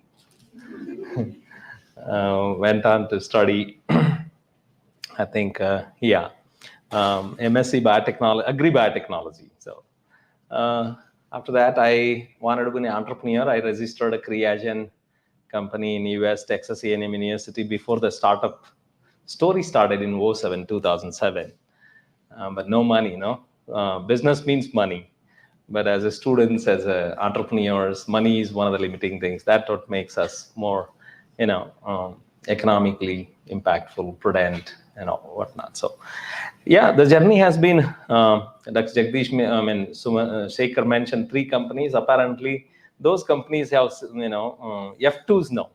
Another half a dozen companies, which are going to impact and go forward for the agriculture 4.0. Basically, when you see last 25, 30 years, IT has done more than BT in terms of job creation, right? IT is doing more buzz than BT. But BT is real, BT happens in me, you, and everybody. Biotech is a life tech, right? But apparently the time has come now to comprehensively look at biotechnology rather than when I interact with a lot of students, including myself, prior version of myself, we talk biotech means becoming, gene cutting and joining and transforming and bringing that, that's one piece of it, but not the only piece of biotech. In fact, I was part of this Switzerland embassy business group. They said even winery is biotech in Switzerland. So apparently I have won the winery, launching champagne. Last time we had discussion there. Thank you. So the biotech is more comprehensive. Agriculture is also biotech. Animal husbandry is biotech. Everything is biotech. But molecular biology should not be construed as only the biotech. So if you look at more comprehensively and then prepare yourself, real world opportunities as an employee, as a intern, as an employee, as an entrepreneur, you will get more, broader perspectives and picture. So I suggest you to keep when you are studying your aspirations, at least 3. When you become, entrepreneur, at least 9. Because when I wrote my 21 business plan, none are in giving me any revenue currently. When I started writing business plans. So that's how things, the real world throws you, opportunities. Many of the people you ask them, they wanted to be something, but they are something, and eventually they will have to figure out how they make most of the opportunities, whether by desire or by default, right? Sometime, you wish. I have so many friends in US and they say, gosh, this is what not I want to be. But they loved it when they started selecting that field of study or that occupation. So apparently in US or other developed economies, you can switch over. But in India, we get married to the job more than anything else, especially government sector, right? Once you are in, you are arrested by that golden, shackles. So things are changing. So when you look at the opportunities, especially in the biotech and tech segment, these are plenty. And my couple of takeaways or my learnings or my suggestions would be, students should be now coming out of just learning plus experimenting plus exploring. You have to have that entrepreneurial, whether you become an entrepreneur or not is altogether different, but being an entrepreneurial in study, exploring or experimenting or looking at the life will give you a lot of perspectives. That gives you as a student to take a risk and go and work with entrepreneurs. Don't attach too much strings, too many expectations. As a student, the number one should be learning and exploring and getting to know the people, getting to know somebody like entrepreneur, right? That, and be one. The world has few entrepreneurs, but being one is the greatest thing you can do for yourself, communities, and this country. That's number one. Number two is you have to be having, right here. There are plenty of things. You need to learn them as a students, right? You need to learn communication, finances, resilience, experimenting, sales and marketing, plenty of things. When you become an entrepreneur, your stories become small and stories becomes few. When you are not, apparently, we have too many stories to tell to ourselves first, right? And when you do deeply dig in and keep all the options, I think plenty of things open up. And I don't want to steal the rockstar Shekhar's presentation and the job, but I can a little bit rather answer the questions instead of doing monologuing. I was telling that to Jagdish Mittur, is that a monologue or a dialogue? Somewhat, or We can start interaction with you. yeah, I think I would be more than happy. I'm going to cut short 10 minutes to 5 minutes. Rather, I would answer your questions or current context or throw some light. But the whole idea of currently exploring the biotech should be entrepreneurial in mindset and approach, number one. Number two, you can start your own startup without even registering. You don't need to obviously have everything fancy, everything. Get that revenue, get that customer feedback. There are two things you need to consider if you want to be an entrepreneur. Number one is your, customer feedback, whether it is a service, technology, product. I call it as a GST. Either your goods or your service or your technology has to have a validation from the target audience or target customers. And number two is your revenue. Because today a lot of people think about raising money, but you have to, start earning money. Obviously, money plenty is out there once you start earning. So these are the two things. Now, coming to being a student, wonderful. Being a student, it's amazing. But you can be, I went to, Dr. Jagdish, I wanted to share this story. It is coming to my mind. I went in 2020, just before COVID, to Silicon Valley, and I camped around Stanford. Why Stanford is the Stanford? The moment you get into the Stanford, they make you register a company by your name. Yeah, you are an owner of the company when you join an undergraduate program there, and they give you a box with address to your company, post box. So then the entire campus is known for, and the next street, which is some university drive or something, venture capital people are camping there. They look for any student who is having entrepreneurial product, outcomes.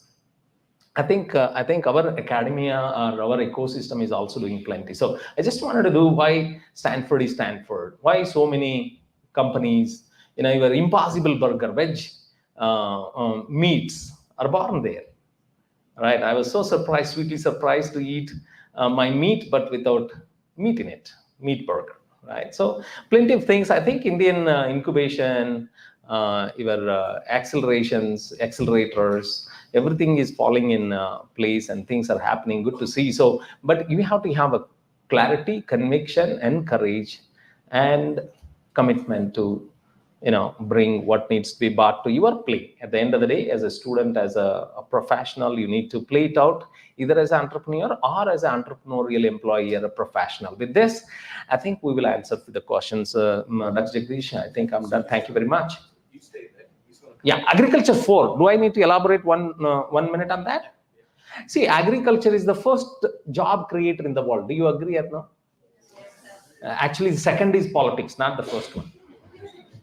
Right? So I have a right to tell about agriculture 4.0 rather than Modi 3.0. Right? So agriculture is now, evolved. When you look at the developed countries, only 2 to 3% of the people are in agriculture sector, primary agriculture I'm talking. In India, we have half the population in agri. That's too much. Obviously, it will come down. It was, when I was a kiddo, it was 75, 80%. Now it is 50%. When I become old, it is probably 5, 10%. But agri-tech needs or agriculture, agri-tech, precision agri. These are the three things if anybody wants to deeply dig in, what is this space is all about. Agriculture is what is happening. Agri-tech is what is going to accelerate. Precision agri is the destination where you are going to make like, the most out of technology and opportunity to bring out the best. Precision agri is making, your healthcare into super specialty hospital, right? So precision agri is giving multitude of opportunities. I run a couple of startups in precision agri. One focused exclusively on sugarcane. It's called Smart Cane. Yeah, I have another 4 agri-tech startups, one addressing the fintech services, another addressing the food tech, another addressing the fintech, because these all have to unite and accelerate the agri space. So industry, IR4, everybody knows, industrial revolution, right? I'm aspiring, imagining, visualizing to apply the same principles to the factory. I have a concept called farm as a natural factory.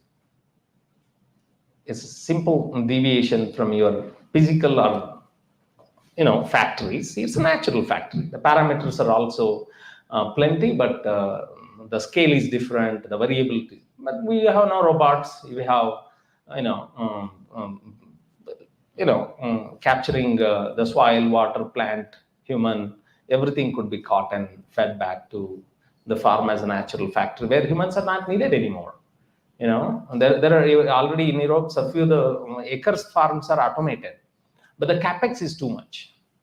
We may not be able to ever do that kind of capex, but we are live robots, so we can do a lot better. So agriculture 4.0 is where the agri-tech, biotech, agriculture, food tech unites to bring more defined outcomes in terms of food, nutrition, and sustainability together to humankind. Never before done with a ecological impact, economic impact, and stakeholder sustainability. That's all from my side. Thank you very much for patient listening. Look forward to further interaction. Thank you.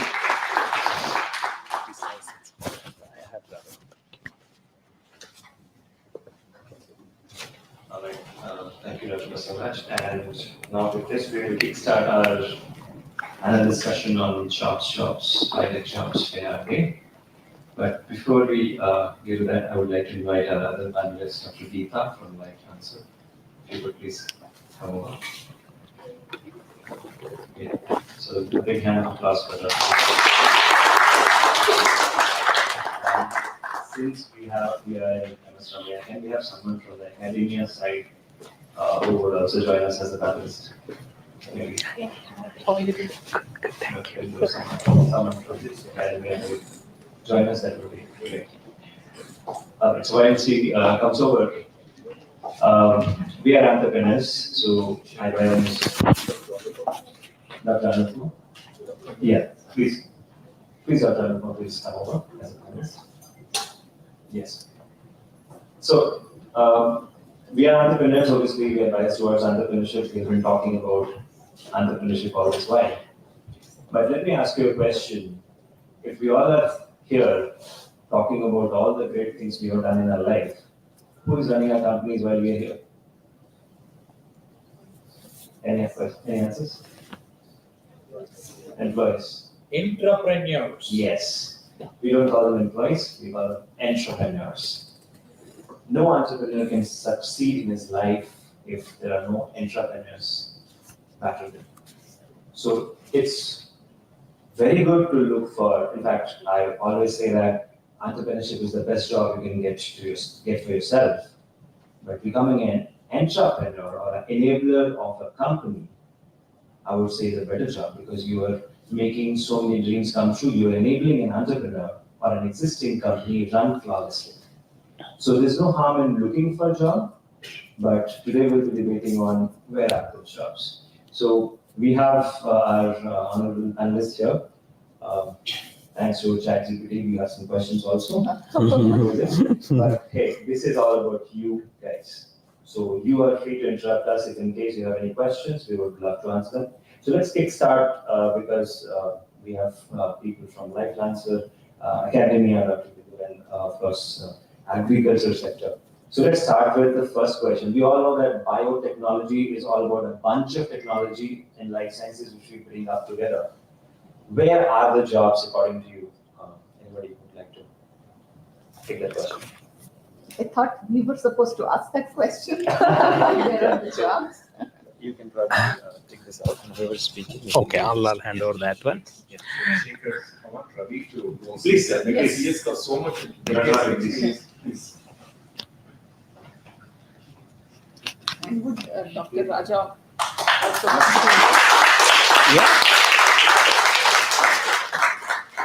Maybe that Raja, the wild card on the dais will answer. Sir.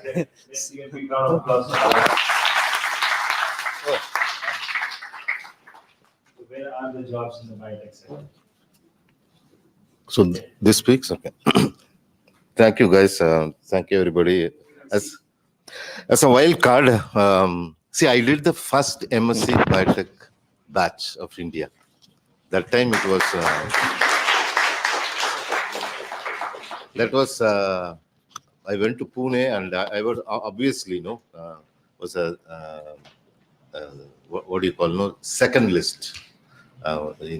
So there was an interview and they took. So from that day onwards, nobody knows what is biotech, except that anything below the sky is biotech, right? But where are the jobs? That's the question. Yes. And you want, see this side, you can see lots of guys sitting here. So you catch them. See, Alex is here, right here in IASC. He can give you a job. The CIMAP, the speaker can give you a job, not a job, internship from where you can go and find a job, because there are lots of entrepreneurs coming there, right? So it's all, if you start with startups, see, there is a startup sitting there, Vikram is there. He can give you a job. So there is lots and lots of jobs. So where should you join? So you should know what is your inner talent. That me in me. Once you understand that, is it the person? Don't think that someone is having coding is a better job, or go to biopharma, that is better. But you see what is inside you. If your talent is, if you're really very artistic and nicely doing, you have one kind of job. If you're completely useless, sometimes the backbenchers sales job is very good for you. And if you are nothing useful, you can become the CEO. That's where we all started. So you ask the question, no, how do I got my job? I appointed myself. Yes. As a CEO and started. So you guys have, it's an open forum, so you can ask. So there are actually, every company, we have one problem, is HR problem, and we hit him with that HR problem. He got, even for IBioM, we took, Skandan is here, your own ex-student, alumni of this place. So like that, we have always in search of the right people. So how do you fit? It's not how do you attend the interview, but you have to find that right place for you. Then you don't even have interview. Most of the best people, the one who's actually heading our all admin, everything and all, not admin, the purchase and everything, even the how companies run, all these things, actually is a BSc physics guy. Right. And he came in saying his father said, and some ISC professor said, please go and join Genotypic, all your problems are solved. And that time he joined as the first guy. So I don't know.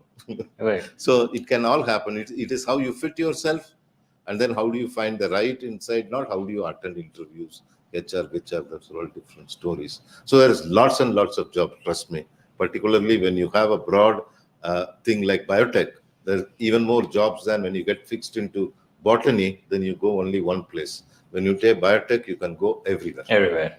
That's right. Yeah. Dr. Ravi, if you would like to add something. Me right now? Yeah. Well, I have a slightly different take on it. My question is slightly different. Where are employable people? True. I agree. I'll tell you a small example. 1995, I interviewed 4 people, took 2 of them into my company. And the other 2 I was regretting I'm unable to take because I don't have enough money. Last year, I have taken 1 girl after interviewing 62 people. And that is the gap. Now, where is the problem? Problem is not just your training. Its problem is where all of us are thinking about jobs. Job, let's understand, never in this society, especially Indian society, job is never an entitlement, right? Just because I studied this, I get a job. Nobody guaranteed. Job is something that comes because you are able to do something for someone. That's where the job starts, right? So ask yourself, if you want a biotechnology job and you come to the interview, what do you want to, what is that you like? I want to invent drugs. You're sitting in a diagnostic company and giving me this answer. First, my wicket fell. Now then I put and say, okay, I'll give you another chance for another ball. Then you say, I want to be intense research. Then you ask a simple question. How do you make a 1 molar solution of common salt? You have no idea. And that's when things start go wrong. So my question is, how do you make yourself more employable? By actually paying attention to making a part of what is taught by these people into your common sense. What do I mean by that? Common sense, you think it is something that you're born with. Sorry. Common sense is if I apply something, I learned something today, tomorrow I apply, by tomorrow evening it's my common sense. Can you carry it with you? That doesn't require textbooks, nothing. Once you applied it, it starts coming with you. And that's what we are looking at. So how do you do that? How do you pay attention to doing things rather than just reading things? True. That's my take. So the second thing, he said backbenchers go to sales. I want salespeople from the front benches. Do you know why?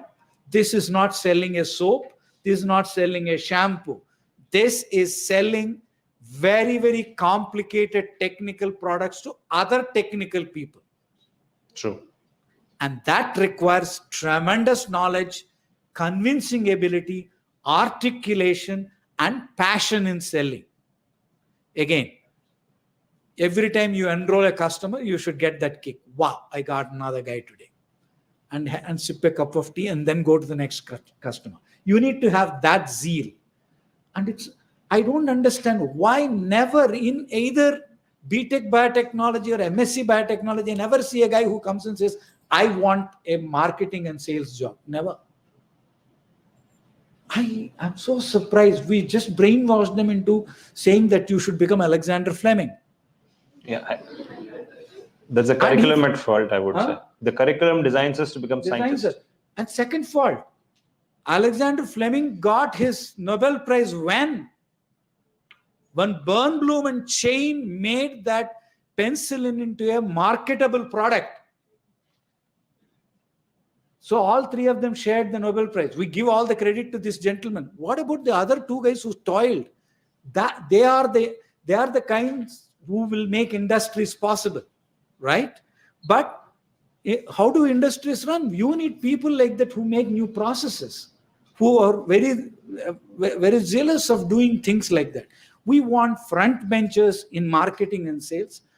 We want enthusiastic backbenchers who are very shy of talking to others. Come and talk to my test tubes. Welcome. But no, please understand this. And so ask the question, where are the jobs? Where are employable people? There are both questions. And both of us are crossing like this because we don't find each other suitable. You the understand? Connect has to be there. Big connect has to be there. And we need to make those connects. And people from academia and all of us, I am willing to come and give any number of classes. If you want immunology courses on molecular biology, what is practicals? I'm willing to do that, provided, your college doesn't feel, what the hell is going on now? This is not in the curriculum, this is in the curriculum. Right? We need to do that.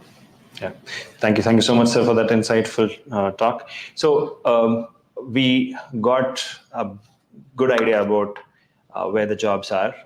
According to our two experts, jobs are in plenty, but you need to be employable. And that brings me to the next round of questions. And that would be, what skill sets do we require, technical or non-technical skill sets, according to you, which will help our graduates and postgraduates and PhDs become more employable for the industry? Anyone would like to take up that question, please? Yeah, Dr. Geeta, please. So, It's other way now. Yeah. okay. Before even I take up this question, I want to just give a background about myself. Yes. And that could actually help in understanding the kind of work I've been doing. And, I'm going to propose another a company which is also helping talent and so on and so forth.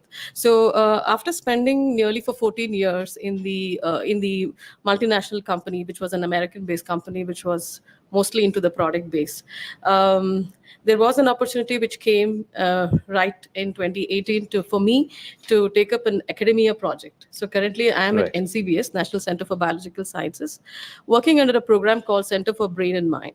And I actually look into the aspects of stem cell biology and patient lines. So we work on a biggest project, and we mainly focus on mental disorders.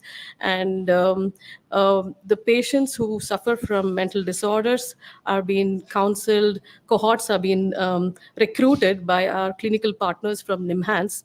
And we collaborate with them in procuring the clinical samples and then process them at the NCBS for deriving the human-induced pluripotent stem cells. Now, why am I talking about this academic project, and what is that? It could be interesting to the youngsters, especially the BTech students or the MSCs or the PhD, is that we exactly want people who are fresh in mind, who have minimal experience in cell biology and molecular biology. And when our program needs people, we recruit people. So currently I have 6 members in my team who are mostly BTech and MSc students who have been working with me. So that's a huge opportunity for students to work in the international organization, where we do a lot of cutting edge work like HIPSC derivation. And believe me, this is a stepping stone for most of the individuals who are there in the program. So either they try to have a tendency to move towards the academia, they want to pursue their research, or they would take up this experience in the program towards industrial experiences as well. So this is one aspect where bigger programs in international organizations like this help students to take up experiences to work with the organization. Second one is this is something which I was connected to the IBioM last year. I have a couple of friends during the COVID time found a necessity of having a niche website or a job application portfolio on the platform, just similar to the LinkedIn. And these friends, like one of the friend is the founder of this company called LifeLancer, and he sits in London, and remotely, of course, he cannot connect with you people. And then he has a HR person who is Sambit. Sambit is not here now, right now, so that's the reason I'm representing him from the LifeLancer company. He's at Jamshedpur. But then feel free to visit the website called LifeLancer, which actually helps people, especially the students, to look into the job opportunities which are related with the wet lab work or the basic academia experiences, or it could be even the bioinformatics or the remote job aspects also. Something what Suman has also been the pioneer in that field. Yeah. So coming to our question, which is, what skills do you think will help our graduates, postgraduates, make them employable for the industry? What's your take on that? I think the basic thing of understanding the nature of education, what happens here, it's It's the readiness of the individual, the passion to what they want to apply matters more than anything else, because we really don't want people to be like coming to the board and saying that I know this, I know that. We really want somebody who'll be able to learn things, unlearn what has been taught, and learn things which is required for a particular program, particular setup, and things like that. So the readiness and the passion, and I think identifying what you want to do is more important at this point of time, and never stress on things like, oh yeah, I'm not done. I'm not done molecular biology work, I'm not done cell biology work because of various reasons, but that's not the pain point here. So please don't stress yourself so much.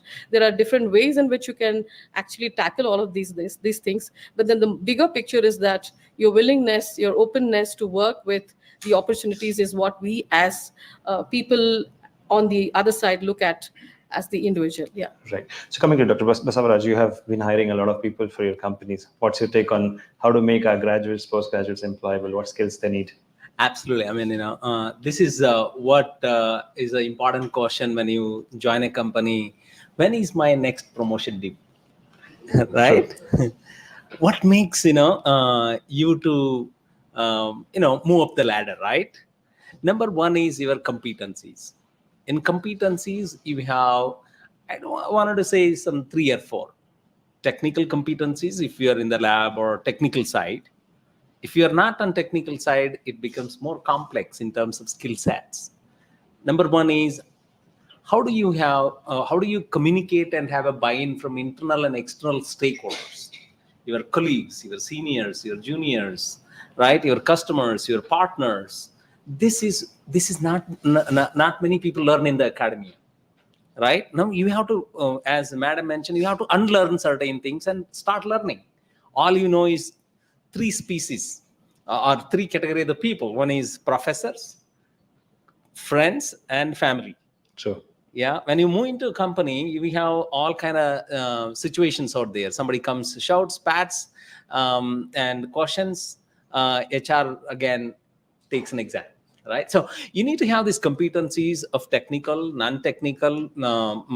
Other thing is problem solving, because you more often have problems to face and solve, right? Whether it is a customer problem, lab or product or market. You need to, acquire these as early as possible, quickly as possible from the colleagues or from the over internet or chat GPT. These are the 2. Third is commitment problem. Today, I see a lot of people having commitment problem. Don't just hop around. Make a commitment for yourself. If you have a clarity of commitment to yourself, obviously you are solving even organizational problem. But don't be in perennial confusion.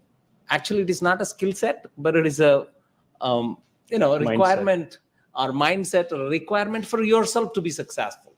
You cannot be without commitment for long and expecting something to happen to yourself. And if you are not committed, nothing is going to happen to your company. Let me tell you. You're going to just fooling or dragging around. So please don't do that. Have these technical competencies or interpersonal competencies, communications, have this problem solving, and then commitments. I think this is what if I were to be HR, I would be hunting down for these people who leads to contribution. At the end of the day, in any company or organization, you are measured for your KPIs leading to what impact you're going to have on the top line or a bottom line, in case if you are other than the technical, side of, or other than the revenue, if you're on the revenue side of the people, so figure out this as you move into any organization.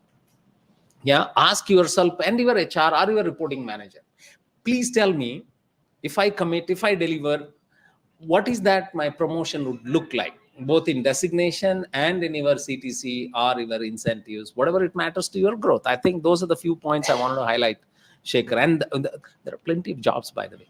Yeah. If you fill in what a couple of prior speakers said, but you need to acquire those skill sets or abilities or knowledge. Thank you. Thank you.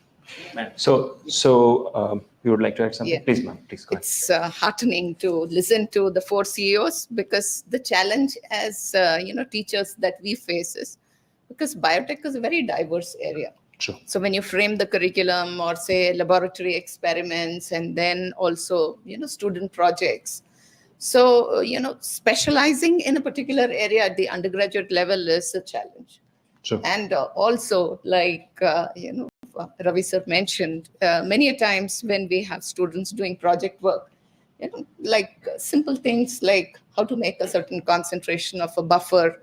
So many a times, like these things have to be taught again, because in laboratories, students would not be focused on these little things. But then eventually when you're doing your research, you'd be starting off by not going wrong on, say, certain reagents or buffers. So that's why, it's nice to know that the expectations aren't that high. Sure. And also, like it's kind of nice to know that you don't have to come with a bundle of knowledge, and it's okay, to be the kind of person who's willing to learn and adapt. And I like this part about unlearning certain things that you come with. True. So thank you all for that. So that was a great insight from all the panelists. So I call this as a beginner's mind. When you enter the industry, you have to have a beginner's mind. You have to be ready to unlearn. You have to be ready to adapt. We call something in entrepreneurship as product market fit, the same way we call it as intrapreneur company fit. So that won't happen unless you are ready to adapt. So we will have to have a beginner's mind. We have to have creative thinking, and we have to make sure that we are ready to understand what the company requires and contributes towards its success. The company will come back to you and definitely reward. So with that, we'll come to the next point, because we are running short of time and I'm told we have to hurry up. Yes. So the last question for the panelists, and then we'll open the floor for everyone.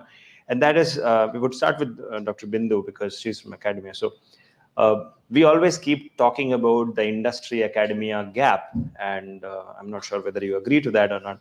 How do you think we can bridge from the academic side? What's your point of view? How can we help as an industry to bridge this gap which exists? We call, so-called, we say that academia-industry gap. What's your take on that? That's a question that we try to address through the outcome-based education. So from our side, I will just tell you about the kind of efforts that we have put in. So right at the stage of curriculum framing, we involve industry experts in that. So we have a department advisory board. That is the first line discussion about the curriculum that happens. Post that, this is taken up at the BOS level, Board of Studies, then goes to the academic council. So that is, I should say, one area where we have found that it really helps, because a lot of, concepts, especially what is trending and happening now, we get to know from the industry experts. See, we would have read about it, studied about it, but you're all the people who are actually doing it. So that's why it really helps. And also we see, a lot of industry institute interactions in the form of workshops, training programs, invited talks, partial delivery of courses, like Dr. Ravi was mentioning. We invite industry experts in niche areas, such that, they would complement and supplement the kind of knowledge and expertise that our faculty members have. So all of this, I think, really helps. And maybe if we could have the take on this from the CEOs as to how this could be strengthened. Any other panelists would like to add something? How do you think the industry-academia gap can be bridged or reduced? See, I think one thing I would make a recommendation is a lot of internship opportunities and also earn while learn programs. Students need to get exposed to the real world opportunities and real world challenges in one go. So I think as a part of many universities or institutions having this incubation program, or startups coming in, these students can take up the part-time opportunities. So they can go and learn and come back and again learn, because we don't need to stress so much so that they become experts in theory. That I would add that, internships and earn while learn program, that would give a lot of, that is my Certainly.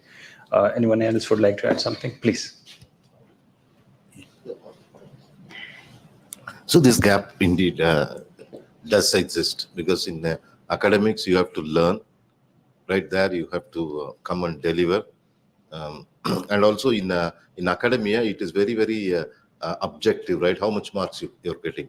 Actually, you're fighting with yourself. And in a way, competing with others, which you know or not within here or elsewhere, in a very broad scale. So you're always competing, right? It's always a self-achievement competition. Whereas if you go to an industry, it's a team. So that is where people get stuck. So in a team, sometimes, in some teams, no, we always want an all-rounder guy. Because if that's why I always like the backbenchers.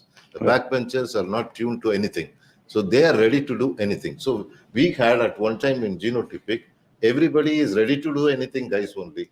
That guy will go and talk with, like Sir said, go and talk with clients. But that guy was trained in Excel also. He will go and show that data also.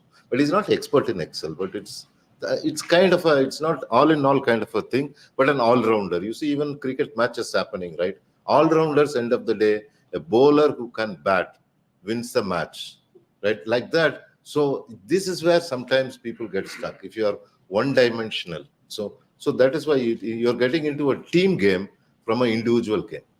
So that is, no one can teach you. You have to only get used to that, or maybe you can make teams, yeah, something like that. And then the second one is, I can definitely tell you why because you are all now wanting to get a break, right? Once you get a break into industry, what Baswaraji said, you can apply. But how will you get a break? I can for sure tell there are few things which will definitely not get you a job by anybody. Is number one is bad communication skill.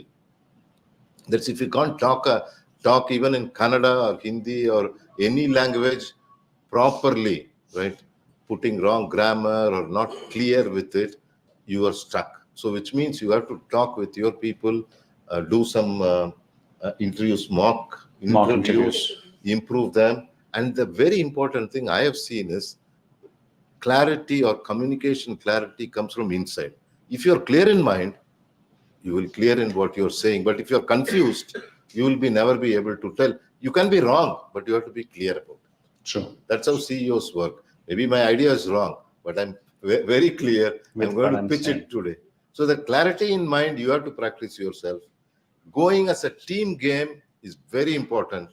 But we do take people, if you are good in design and you know biology, now that is the best job you will get.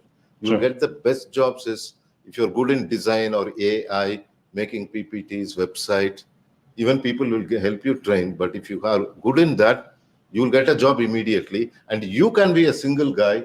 You can be a moody guy. No one will bother. Right. So in certain things, you need to be a player. That is an opener. Kohli can be angry as long as he scores 50. No, he's not doing it. That's a different story. So sometimes you can be like that and get it. It's not a single rule which fits. Okay. Correct. Thank you. Dr. Ravi, if you'd like to add something. I just wanted to say about, again, the psychiatry training, sorry, apologies. Quite often I have seen studies is like having typhoid, sorry for this example. It'll within 15 days, the antibiotic course is over. Another 30 days, you take care of what you're eating. You don't eat your pani puris and, masala stuff outside. You will be careful, right? Your trouble is over. The same way, you're looking at studies, 4 years. Let me do all the following good things that once that is over, study is over. But job is not like that. Job is like diabetes. Like a lifetime. You have to manage it. So you have to have that mental shift, a mindset shift saying, now I'm entering a different phase of my life. I need to think differently. I need to look at things differently. So what is that essence everybody told you? What you learned from your textbooks is not what you're asking. We're asking for a set of soft skills as human beings. Where do you stand? At the end of the day, that matters in the interview. If who is the one who is going to learn everything? Right? That's the question she said. Who is the one who is going to mingle with a team?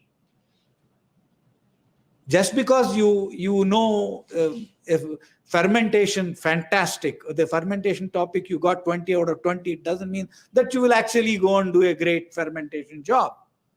It actually, you need to go with the team. So it's all soft skills. And I want you to focus on soft skills as well. Ma'am, that is exactly, I thought, True. Yeah, just adding to what Dr. Raja and Dr. Ravi Kumar mentioned. So the university and of course our institute mandates that students are supposed to do group projects. Right. So it's like you should have a group of say 3 to 4 students, and that's how the project work is done. That's the time you tackle, Wonderful. this, what you say, one-on-one issues, and a lot of soft skills are also resolved there. And we also have regular presentations, so seminars where, so this kind of, I should say, hones your technical presentation skills.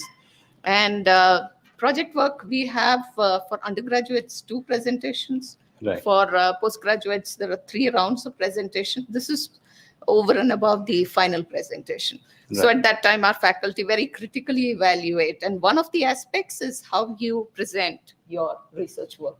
So this is what Dr. Raja was also mentioning as Correct. to how you sell your research. Correct. And you're selling it to faculty members who understand the concept.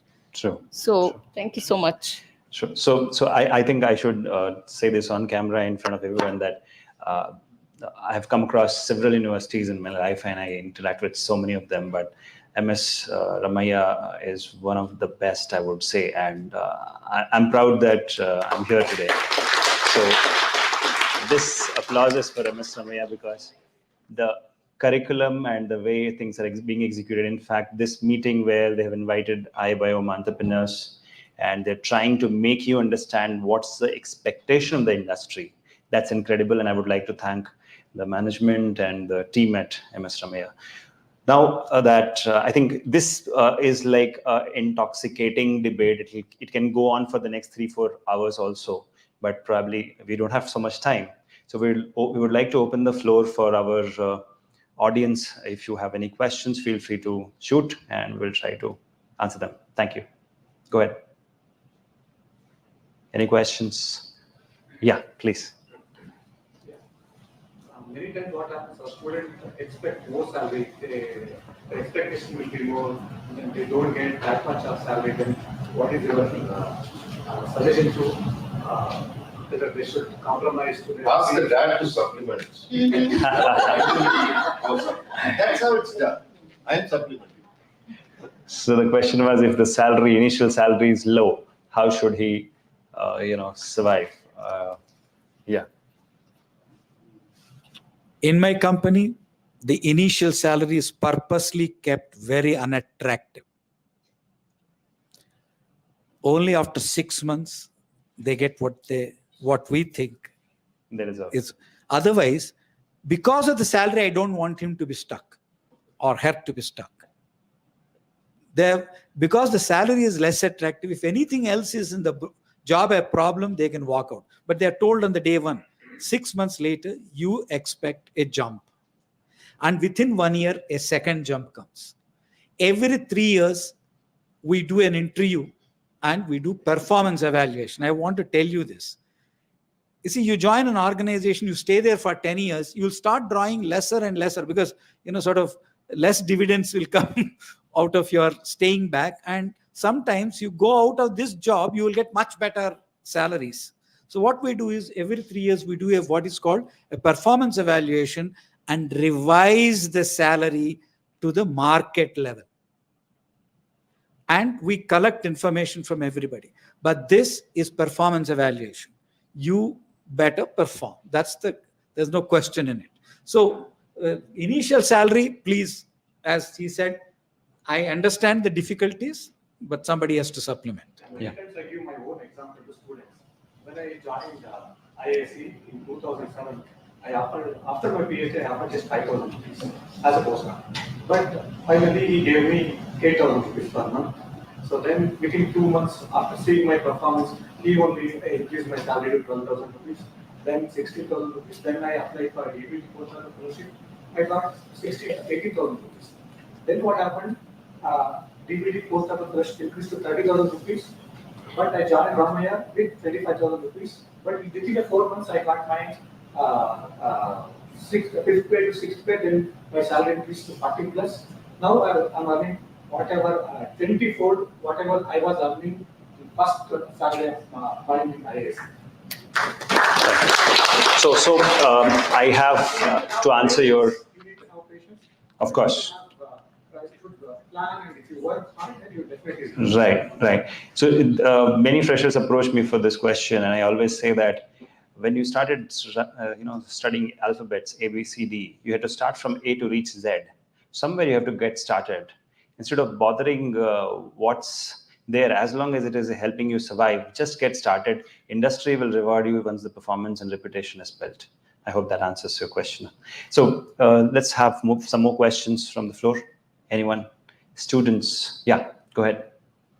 In our syllabus, we had certain topics which we feel are good. But then how do you know at industry level what actually happens? Since you guys can, so you can just let us know. What's the name? Sorry? What's the name? Tausif, yeah, go ahead. So like molecular biology seems interesting, all genetics and stuff. But then what actually happens at industry level, so that we can, both if you want to take it up, we can go ahead in that, or probably in such fields where industry, how it shapes up. I know others will have different answers. When a student comes, I ask what maximally interested you in your subjects. And as long as he enjoys talking about it with me for 15 minutes, he is in already for a technical second round of interview. You understand what I'm talking about? It's not exactly what skill you're bringing onto the table. We can impart that. By the way, I don't take anybody from other industry. I have not taken in last 29 years. I have never taken. Everybody fresh after graduation. It's easy to write on a clean slate. That's what I want, is that enthusiasm and passion and love for some subject. I'll tell you one thing. I have employed a girl. I asked her, she said, what is your hobby? She said, reading. We just talked about a set of fictions. She loves fiction. She talked for 1 hour, 10 minutes about many novels that I also read. She talked about it. At the end, I asked another 10 questions, and 10 minutes, I said, I'm taking her. Today, she's one of the star performers of my company. No questions.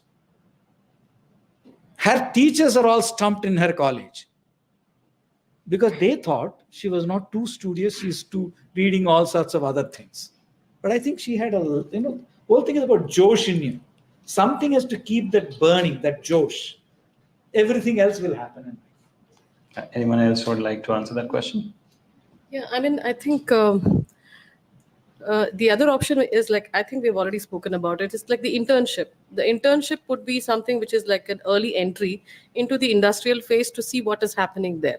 That is the whole purpose on having freshers on board and equipping them to learn what is happening at a very primary level and see how the traction applies in both ways, and then they recruit you. So that's another modus it works. I have 3 words. You have to learn as much as you can. True. Then you have to unlearn when you are out, and you have to relearn as much as you can to be relevant. Stay relevant. Right. So I would like to summarize this point at Biotechnica. Yeah, please, ma'am. Because this internship came up, so we find that getting an internship in the industry is usually challenging for us students. So just now Dr. Ravi mentioned, sometimes the kind of students probably say others don't expect gain entry into industries, whereas say sometimes the topper doesn't get. So or vice versa, it could happen. And also many a times only through referrals you get internships. So I would like to know from the experts as to what are those avenues to get into internships, probably at a place that you want to. Right, right. So I would like to summarize. There's a famous thing which we call it at Biotechnica. There are four overlapping circles. We call it as a Venn diagram. So what is the industry demand today? What is your passion? The third circle should be what will remain relevant and in demand in the future, because you need to keep earning. And the last will be what will maximize your earning potential. So these are the four circles. If they are overlapping, that's the field you should get in. And like Sir said, learn, unlearn, relearn, stay relevant, keep upskilling. That's the secret mantra for your success. So we would like to end this session here. Yes, please.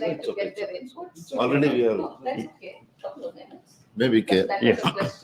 Yes, please. See, the one thing is what he was asking, and this both I can answer the same thing. Firstly, see, you have to be strong in basics, because the industry is doing lots of things. Like so many things are fast changing, even industry things are new. So people are always looking at someone who has understood the very ground basics and ready to learn. Unlearn is okay. Ready to learn is something we are doing. And then internship and even jobs. I'll tell you, the best of the jobs are always gotten by recommendation, usually by teachers. Like half of the people in genotypic are actually recommended by the teachers. And the rest of them, somewhere their own colleagues recommended, or sometimes their relative recommended. Some of them are from sometimes some connection. I take someone who's playing chess because wavelength matches. True. Sometimes we take people who have only passed 10th standard. One guy we have who's doing a lot of good job, was he's still writing 10th exam, by the way. But he's filling up Excel, filling up lots of things which a BCom has to do. So like that, see, it is sometimes, it all depends. Recommendation comes along with some kind of commitment, and I don't know about what else to call it. That people you always have, because someone recommended, you're going to do something well. It's not loyalty, some kind of an attachment beyond professional. Networking. Yeah, something is there. Something is there beyond professional. That is one-to-one connection. That's a good person. So the recommendation. Yeah, so I think that recommendation, you should not hesitate to take recommendation from teachers. Yeah. Thank you. Yeah. Thank you, sir, and thank you, everybody. Regarding internships, we take exactly according to the intensity of the teacher who recommends. If the teacher is very interested in that student and that student's project, that's when it all happens.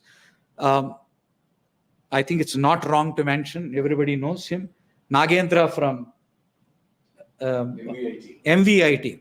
He recommended and never refused, because his student comes with that first Shraddha saying, I got recommended.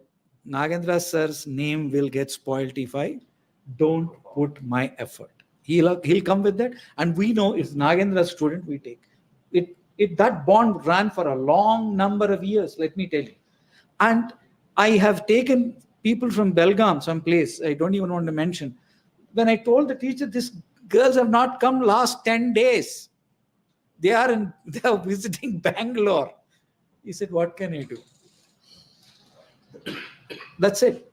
That college will never come into my company, because I'm worried about that teacher, unless the teacher changes and something happens. So please understand what I'm trying to say is the recommendation, but we want to see the intensity. It should be very important for you. Otherwise, why come and somebody has to spend time in teaching you lots of things. True. Very true. So we would like to wrap up this session, because it has gone on for a long time, and we do have another panel discussion. So we would like to thank all our panelists. Thank you so much for your insights and lessons which you shared on the dais today with all our young generation. I'm sure they are benefited. So a big round of applause for all our panelists. And we would like to felicitate. Yes. Afterwards, we can have it, because there's. What kind of a discussion were you expecting? So in the next. You mean the next panel? Next panel. There are a few companies here. So I think there are about 3 of them. Just want to pitch for 5 minutes each. Yes. Mainly on also they may give insight on where the funding is. Yeah.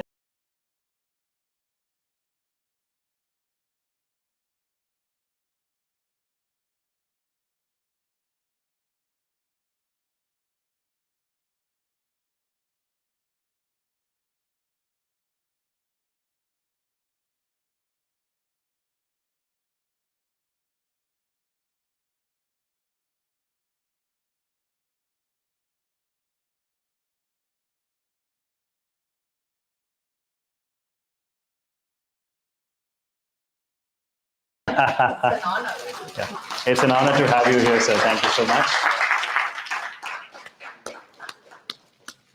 And a small gift. Small gift from our side. Thank you. Thank you so much. Thank you, Dr. Very Geeta. good. Thanks for coming. Oh, we are the boss. But this is IBioM. Thank you, Dr. Ravi, sir. Thank you so much. Thank you, Dr. Bindu. I'm just sorry. This is meant for you. This is meant for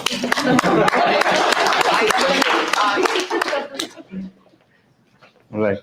So Raja is our own. Sorry. So Raja sir is our own, so we. Yeah. Thank you, everybody. Thank you so much for your insights. So, yeah. Thank you. Please.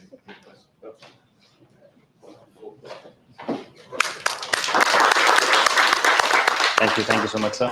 Raja is going to moderate the next session. Yes. Yes. So, Dr. Raja sir, Chairman of IBioM, will be now moderating the next session, which will be on grants for startup and MSME. And it's going to be a real debate. Now, if you want to become an entrepreneur or entrepreneur, it's important to know from where the funding is going to come. And if you're a startup, this is the part where you have to be glued to your screens if you're watching us online or offline. Please pay attention. So over to you, sir. Thank you. I can speak with this now. Guys, firstly, I will maybe redefine who's an entrepreneur. One is going out. Have you all watched this movie called Padayappa? You have to. Okay. This is Rajinikanth. Rajinikanth, all his relatives took a fertile land and gave Rajinikanth a dry land. But inside the dry land was, I think, some 5,000 tons of granite. And he became extremely rich. This is one sudden jump. So what is an entrepreneur? Entrepreneur is looking at a paradigm shift in life. Instead of looking for jobs, now you're trying to give jobs, right? Or a slave trying to become a king. Or that ugly frog kissing that ugly frog, no? Suddenly the frog becomes a princess, right? So all these kinds of things is what an entrepreneur is trying to do. So don't believe if someone says, hey, here is a plan, take this plant, grow it. So that's all called self-employment. Self-employment is different from becoming an entrepreneur. Entrepreneur is a huge jump. You are building something much, much bigger than what you even dream. Definitely much bigger than you. But if you have high skills and all, no, having a small, say a firm where you produce something and give, that's not called entrepreneur, right? So you build a chain, coffee chain, right? Coffee day chain. One shop is a self-employment, whereas coffee day chain is. So it is something really big. You're aiming at something really, really big. No one, including you, believes it. I'm sorry, guys. Sorry. So now that we have defined it, now how do you actually fund an entrepreneur? Like for me, I want to come back to India and start something big. That's all I know. I didn't even know what is that. I came back saying, I'm not going to become a US citizen, settle there. And my son also, we're going to be born. We want to come back to India, make him an Indian citizen.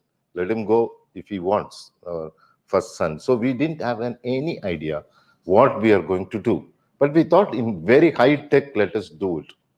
So you always ask, where is the funds coming from? Some comes from your own funds, which we exhausted very soon. from friends and other people, we give them shares. Don't borrow money. See, you can borrow money and start a small industry, small firm, but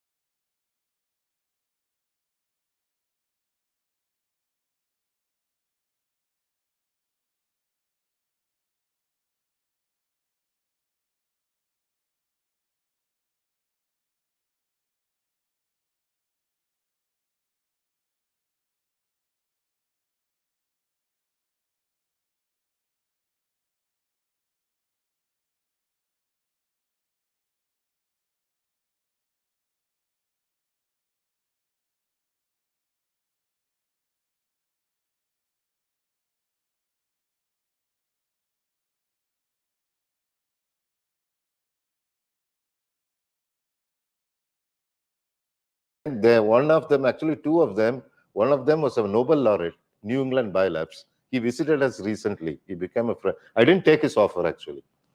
I took an offer from Boehringer Manheim. So like that, there are many different ways of getting a grant. It can be from a funding agency as a POC, or someone giving 10 lakh rupees, or a industry. I took a grant from AstraZeneca also. AstraZeneca Research Foundation was there. They said new ideas. So Strand Genomics and Genotypic both got some 60 lakhs each those days, which was now maybe equal to 2-3 crores. This was, I'm talking 2000, early or mid 2000s. So Gautam, why don't you come over and tell what you're doing? Thanks, Raja. So I know Raja since 2000, 2001. Long history of association. So I'm sitting on the other side of the table. I was in industry for almost 30 years, Unilever and Tata Group. Then recently myself, and by training I'm an immunologist, cell biologist. So Yes. I'll introduce you. Oh, okay. So myself and Palak started a startup. This is on the steam microbiome. So what we are trying to do, modulate the steam microbiome for different skin health. Thank you. So we are about a year old. As usual, like all the entrepreneur or startup guys do, writing grants, talking to funding for venture capitalists and so on. So we also do the same thing. So my experience as I sat on the other side while I was in the industry, then we worked with a lot of startups that time. And the major criteria of those startups was how they're twofold. One was whatever they are doing or they will do, how that is feed into the industry activity directly or indirectly or to some extent. If it is totally unrelated, definitely you are not the right startup for that particular industry or total organization. Talk to somebody else where the fitment is much better. And then we work depend on the project like 6 months to 3 years. So money also different, but every time there is a review and so on. So that is the one part. From our current organization of SCIOM, we are writing and asking for the government grants, which is like BIRAC grant, DPT grant, startup grant. And very recently, like last 3 months back, there was a competition happened in Bombay called Nutrify Sweet Summit.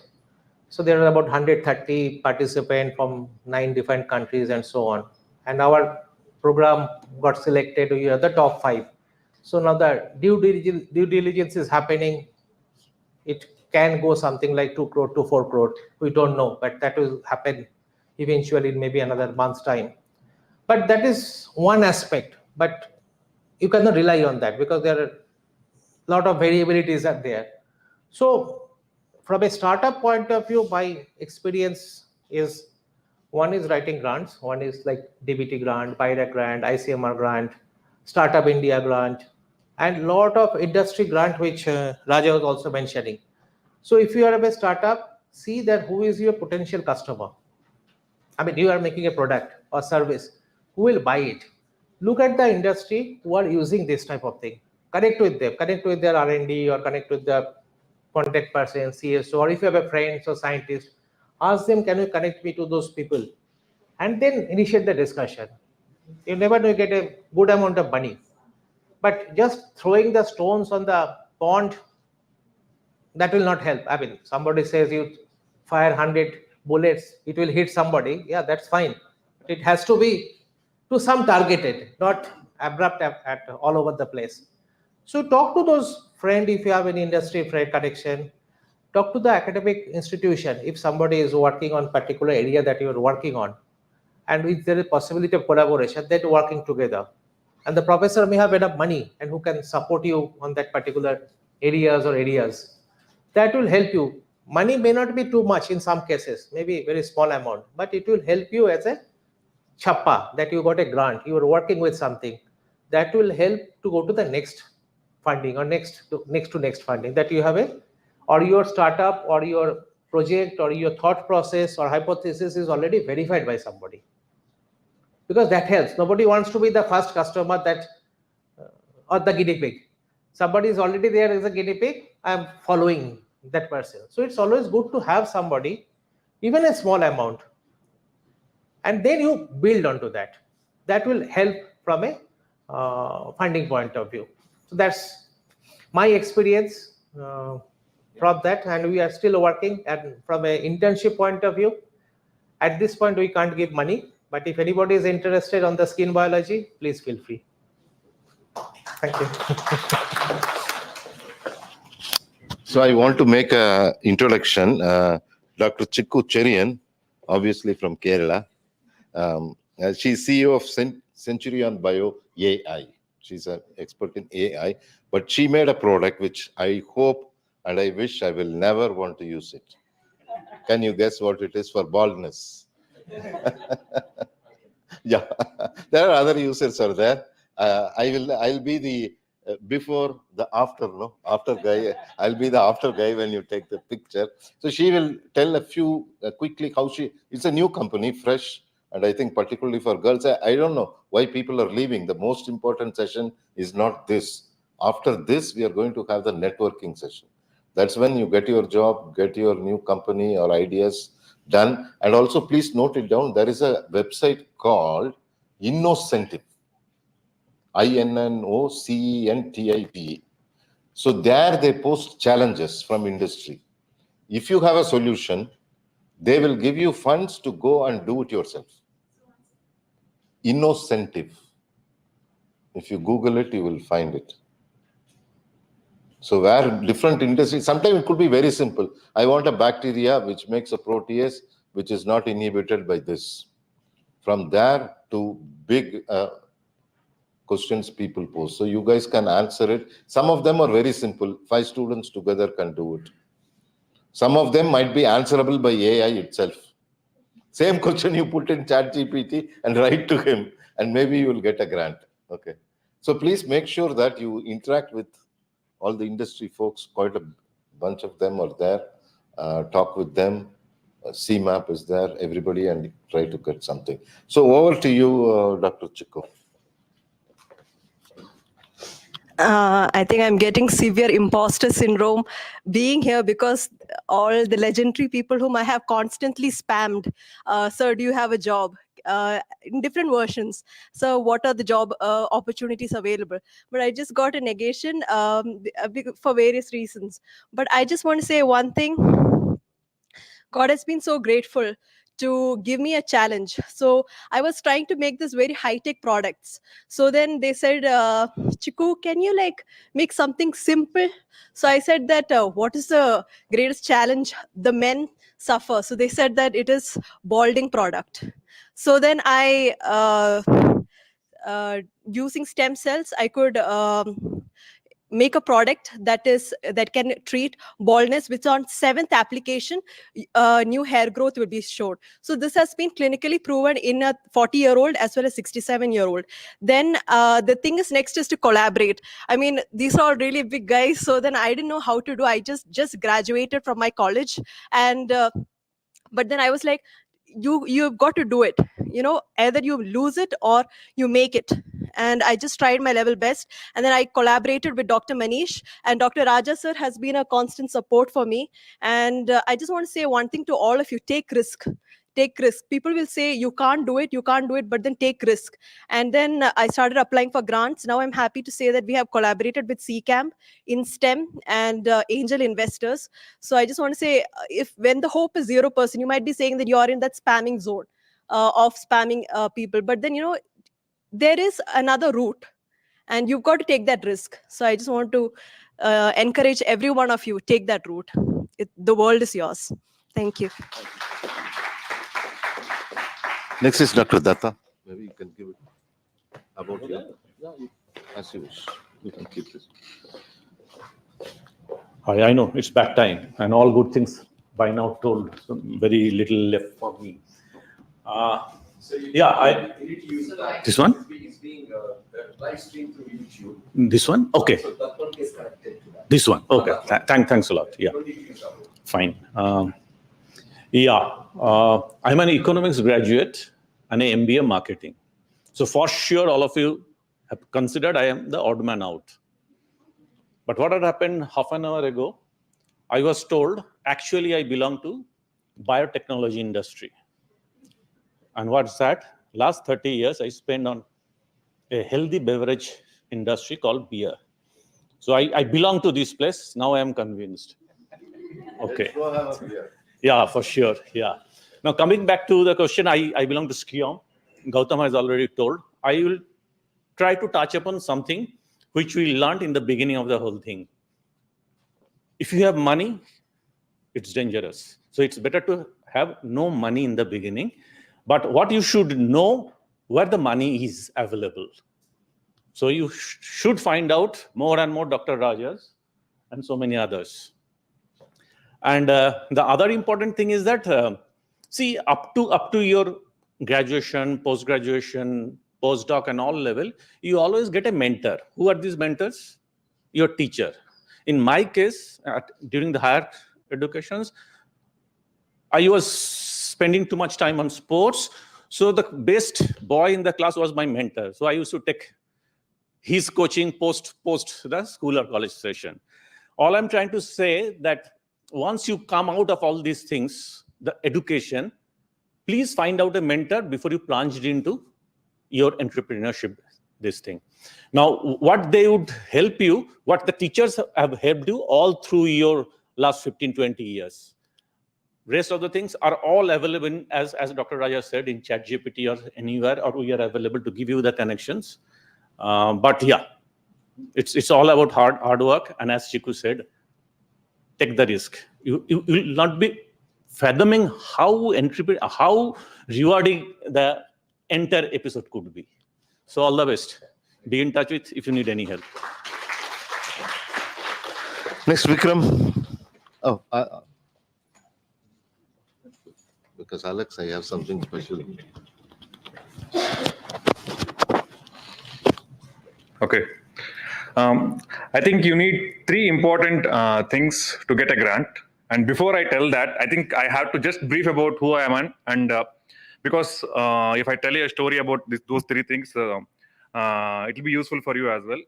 So I am Vikram, and in short, 2009 RV pass out, 2012 MTech IIT Kharagpur.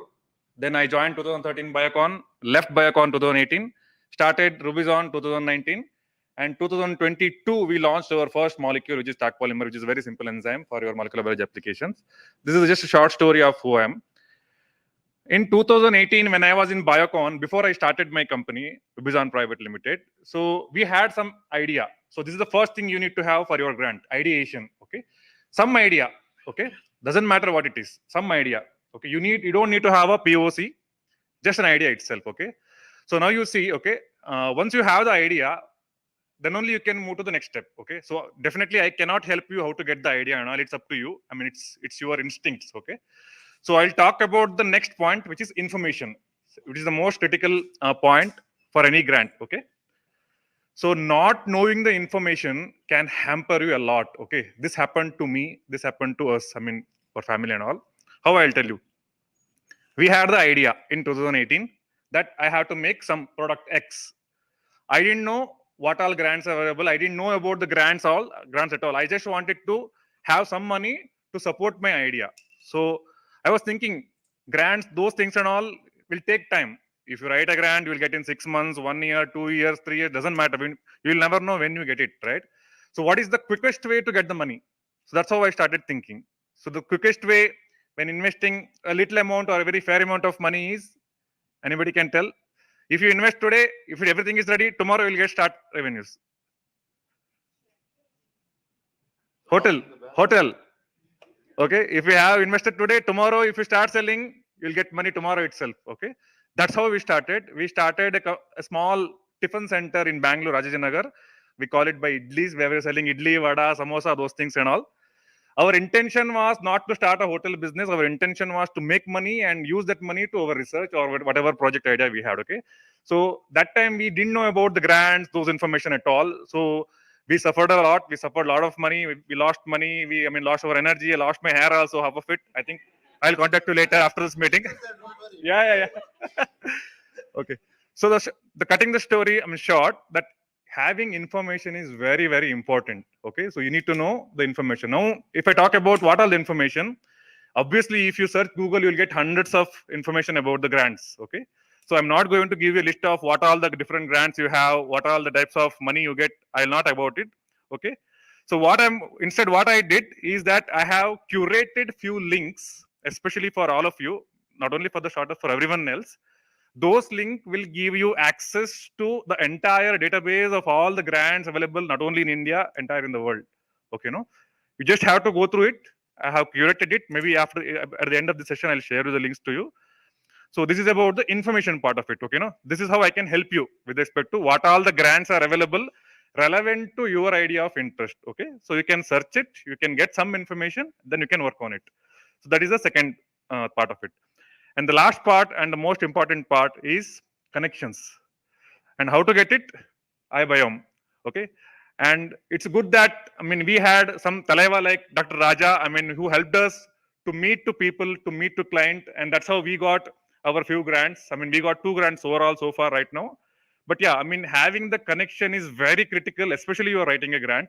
It's not that, I mean, you have a good idea, you have information now, you have written it, everything. But yes, you need to have some connection. Your face might have seen somewhere, or you talk to someone, you meet people like here in this meeting. You will never know. Okay, in some of the what do you say, in panel discussion or in judges, they'll see. I mean, okay, I have seen this guy. He's very interested. He's a very truthful guy, or whatever it is. Okay, no, those connections matter a lot. Okay, no, so you have to work on your connections as well. Okay, so that's it. Okay, ideation, information, and connection. So that's all I have. Thank you so much. Thank you. Thank you, Vikram. So he is a co-grantee. I think we both got the same amount of money, same time. That was great. I think at the end of the day, he's getting more. I'm happy, happy also. So the fourth one, all of you guys should do is the secret of success I found. And I'm not a serious guy, but I seriously apply is you should have a great sense of humor. You should be able to laugh at yourself. Otherwise, you can never become an entrepreneur. Serious guys always fail. Even if you're too serious, I think you have to at least have a beer or a wine and then make it. So I'll give you an example. See, in Germany and all, if you go late, people will be very upset. Why are you coming late? So that is why Telugu movies, Kannada movies, Tamil movies, you have to watch and take some one lines from the villains and the heroes. So I took one line from Talaiva. Can you guess what? So he said, "You're coming late, boss. Your 15 minutes is gone. You have only 5 minutes left." So I told him, "Leta vandalun, latesta vara." That's called, I'm coming late, but I'm coming with the latest. So now Alex, another Talaiva is coming. He's coming late, but I hope he's coming with the latest. Bunny. Thank you.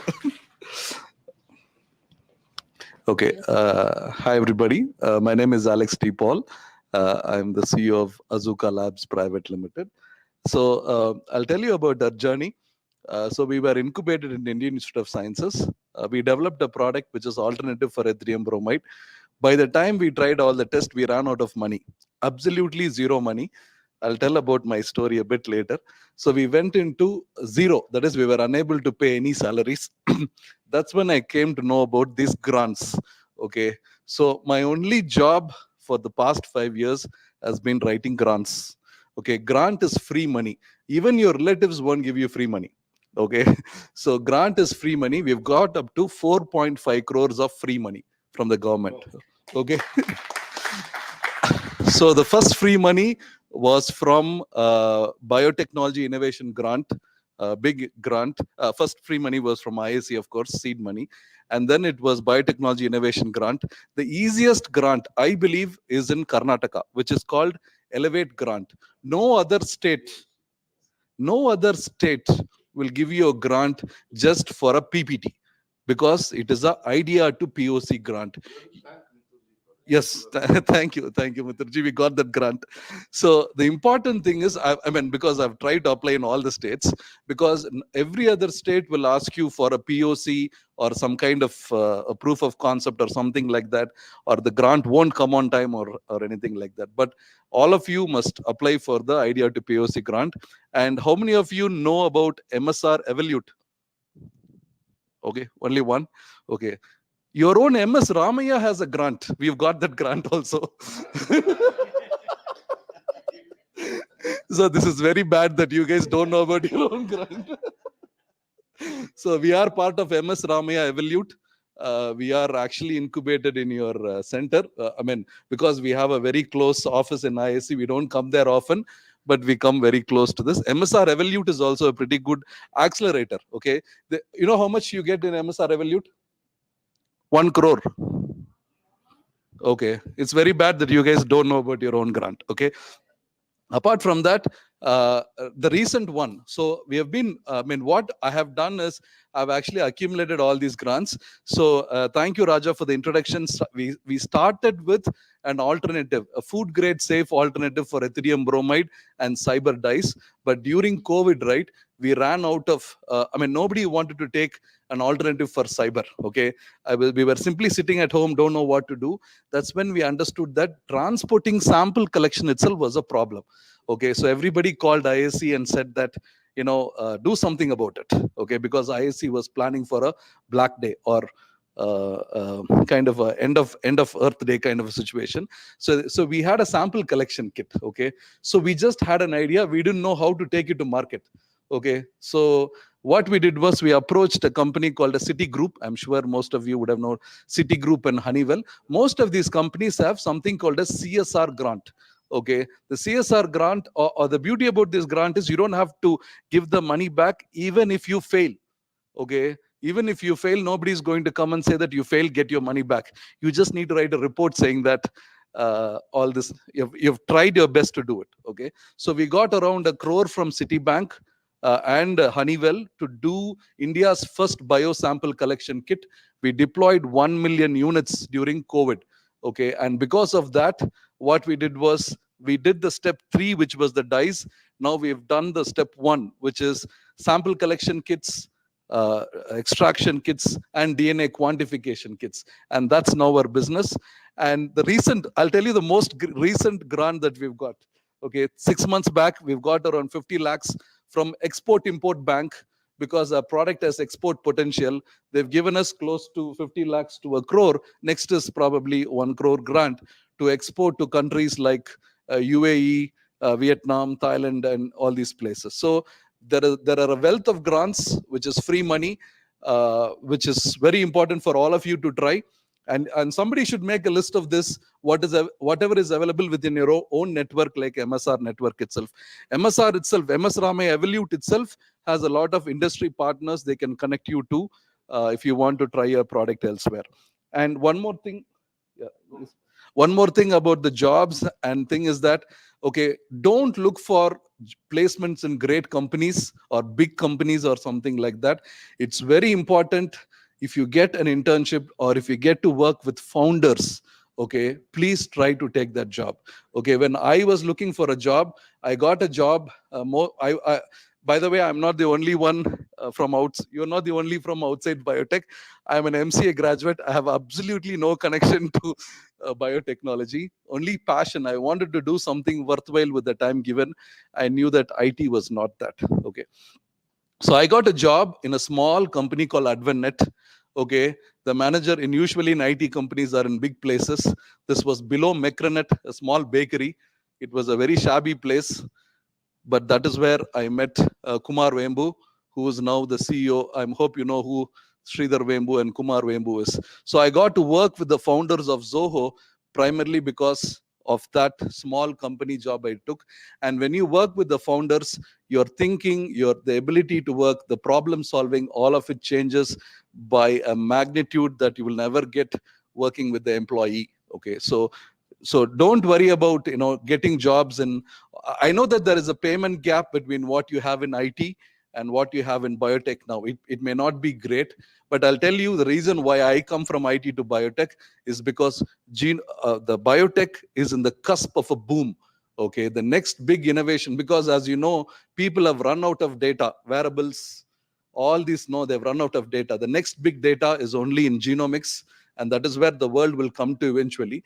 So you are in a cusp of a big boom. So make sure that you try to take the right opportunities, try to work with founders, try to work with interns. We have an internship program. We hire through internship program. I think Dr. B.V. Ravikumar rightly said, it's very difficult to assess people in an interview. So what we do is we have a 30-day to 60-day internship. Actually, the internship is actually a hiring program, just that the students don't know it. Okay, so we'll get to know about them, their lab skills, their wet lab skills. By end of the 30 to 60 days, we give them an offer if they are really good. Most of the time, sometimes we have, I have some instances where people are already busy. When I tell them something, I said, boss, my girlfriend is waiting in the bar already. I have to go 6 o'clock. So there is no commitment. People want to say, Aram se. Everything has to come to them, Aram se. We are looking for somebody who's trying to create an impact, not just come to a job, collect paychecks and go there. Okay. So if you're somebody who are inspired to create an impact, if you really want an internship, let us know. We'll try to definitely consider. So thank you. Thank you, Alex. You came late. You indeed gave the latest. Actually, what he gave, and another one line you should have for yourself is, you should do something and ask this question. How is this? Like Taleva will ask, right? So thank you, panelists. So for all of you, see, there are like innocentive, that little grants. There are lots of women entrepreneur grants out there. You can just search for it, and there is no one is applying, if I know about it. So you guys can apply. And also there are many times, there will be course, 3 weeks course, 3 months course on entrepreneurship. So you join there, some of the speakers and sometimes the course itself will be a continuation with a grant of 5 lakhs or 10 lakhs or something. So look for it. So whoever wants to get out of the normal route and get there, and obviously your dad should support you during that time, or mom should support you. And now I changed after you told it's no more dad, it's granddad. Granddad support. So thank you, everybody. And I think is there anything else left for? Okay. I think we have concluded with this, and all the best for you guys on your journey.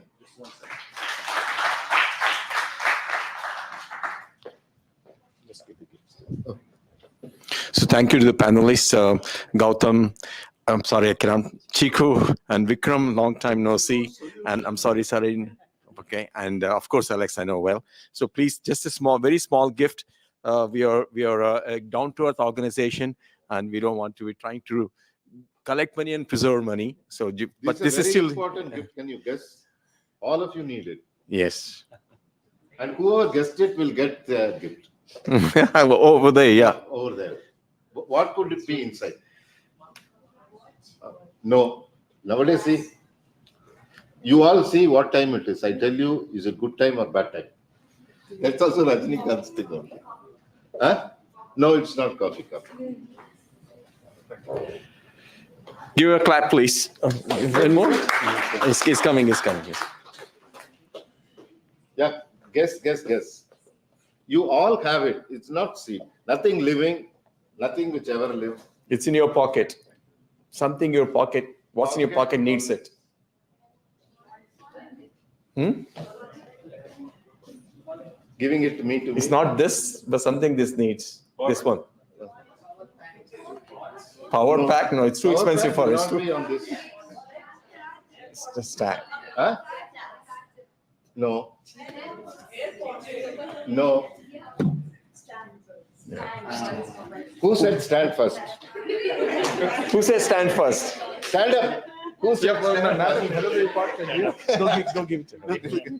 You can give one to madam, one for the Bindu madam. Bindu madam.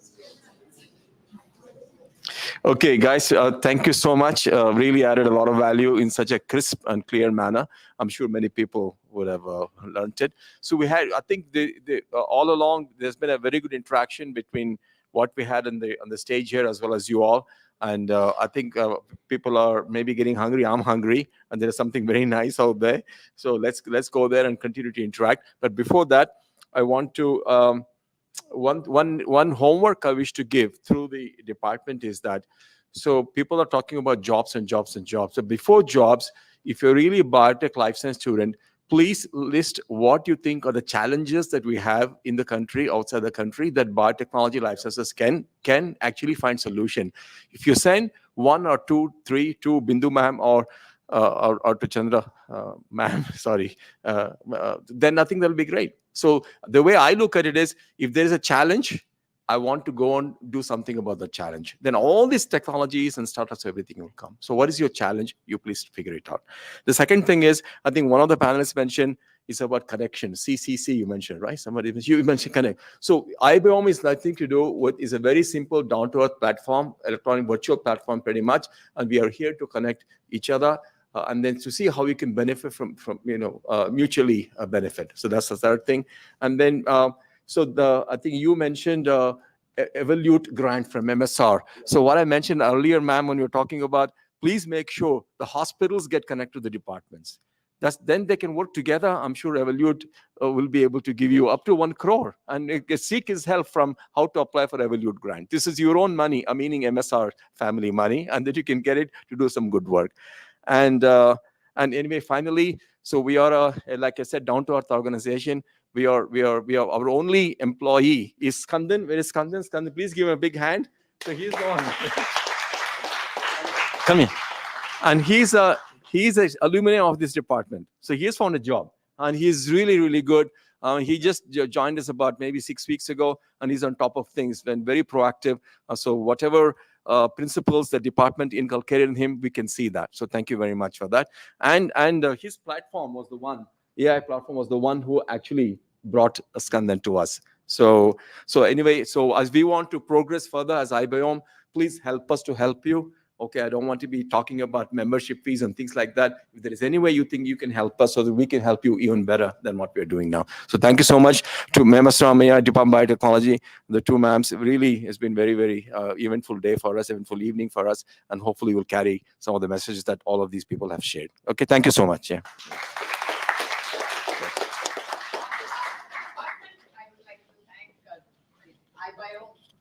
Okay. Coming over here, and all of you CEOs, you're all so busy, and obviously time is money. But in spite of that, you've made it here, and you've taken, I suppose, so much of extra time also this is to talk captured to on our YouTube. students. They can catch. So Jagdish sir, Raja sir, and all of you, thank you so much. The whole session. Yeah, you mentioned to them in case they miss it.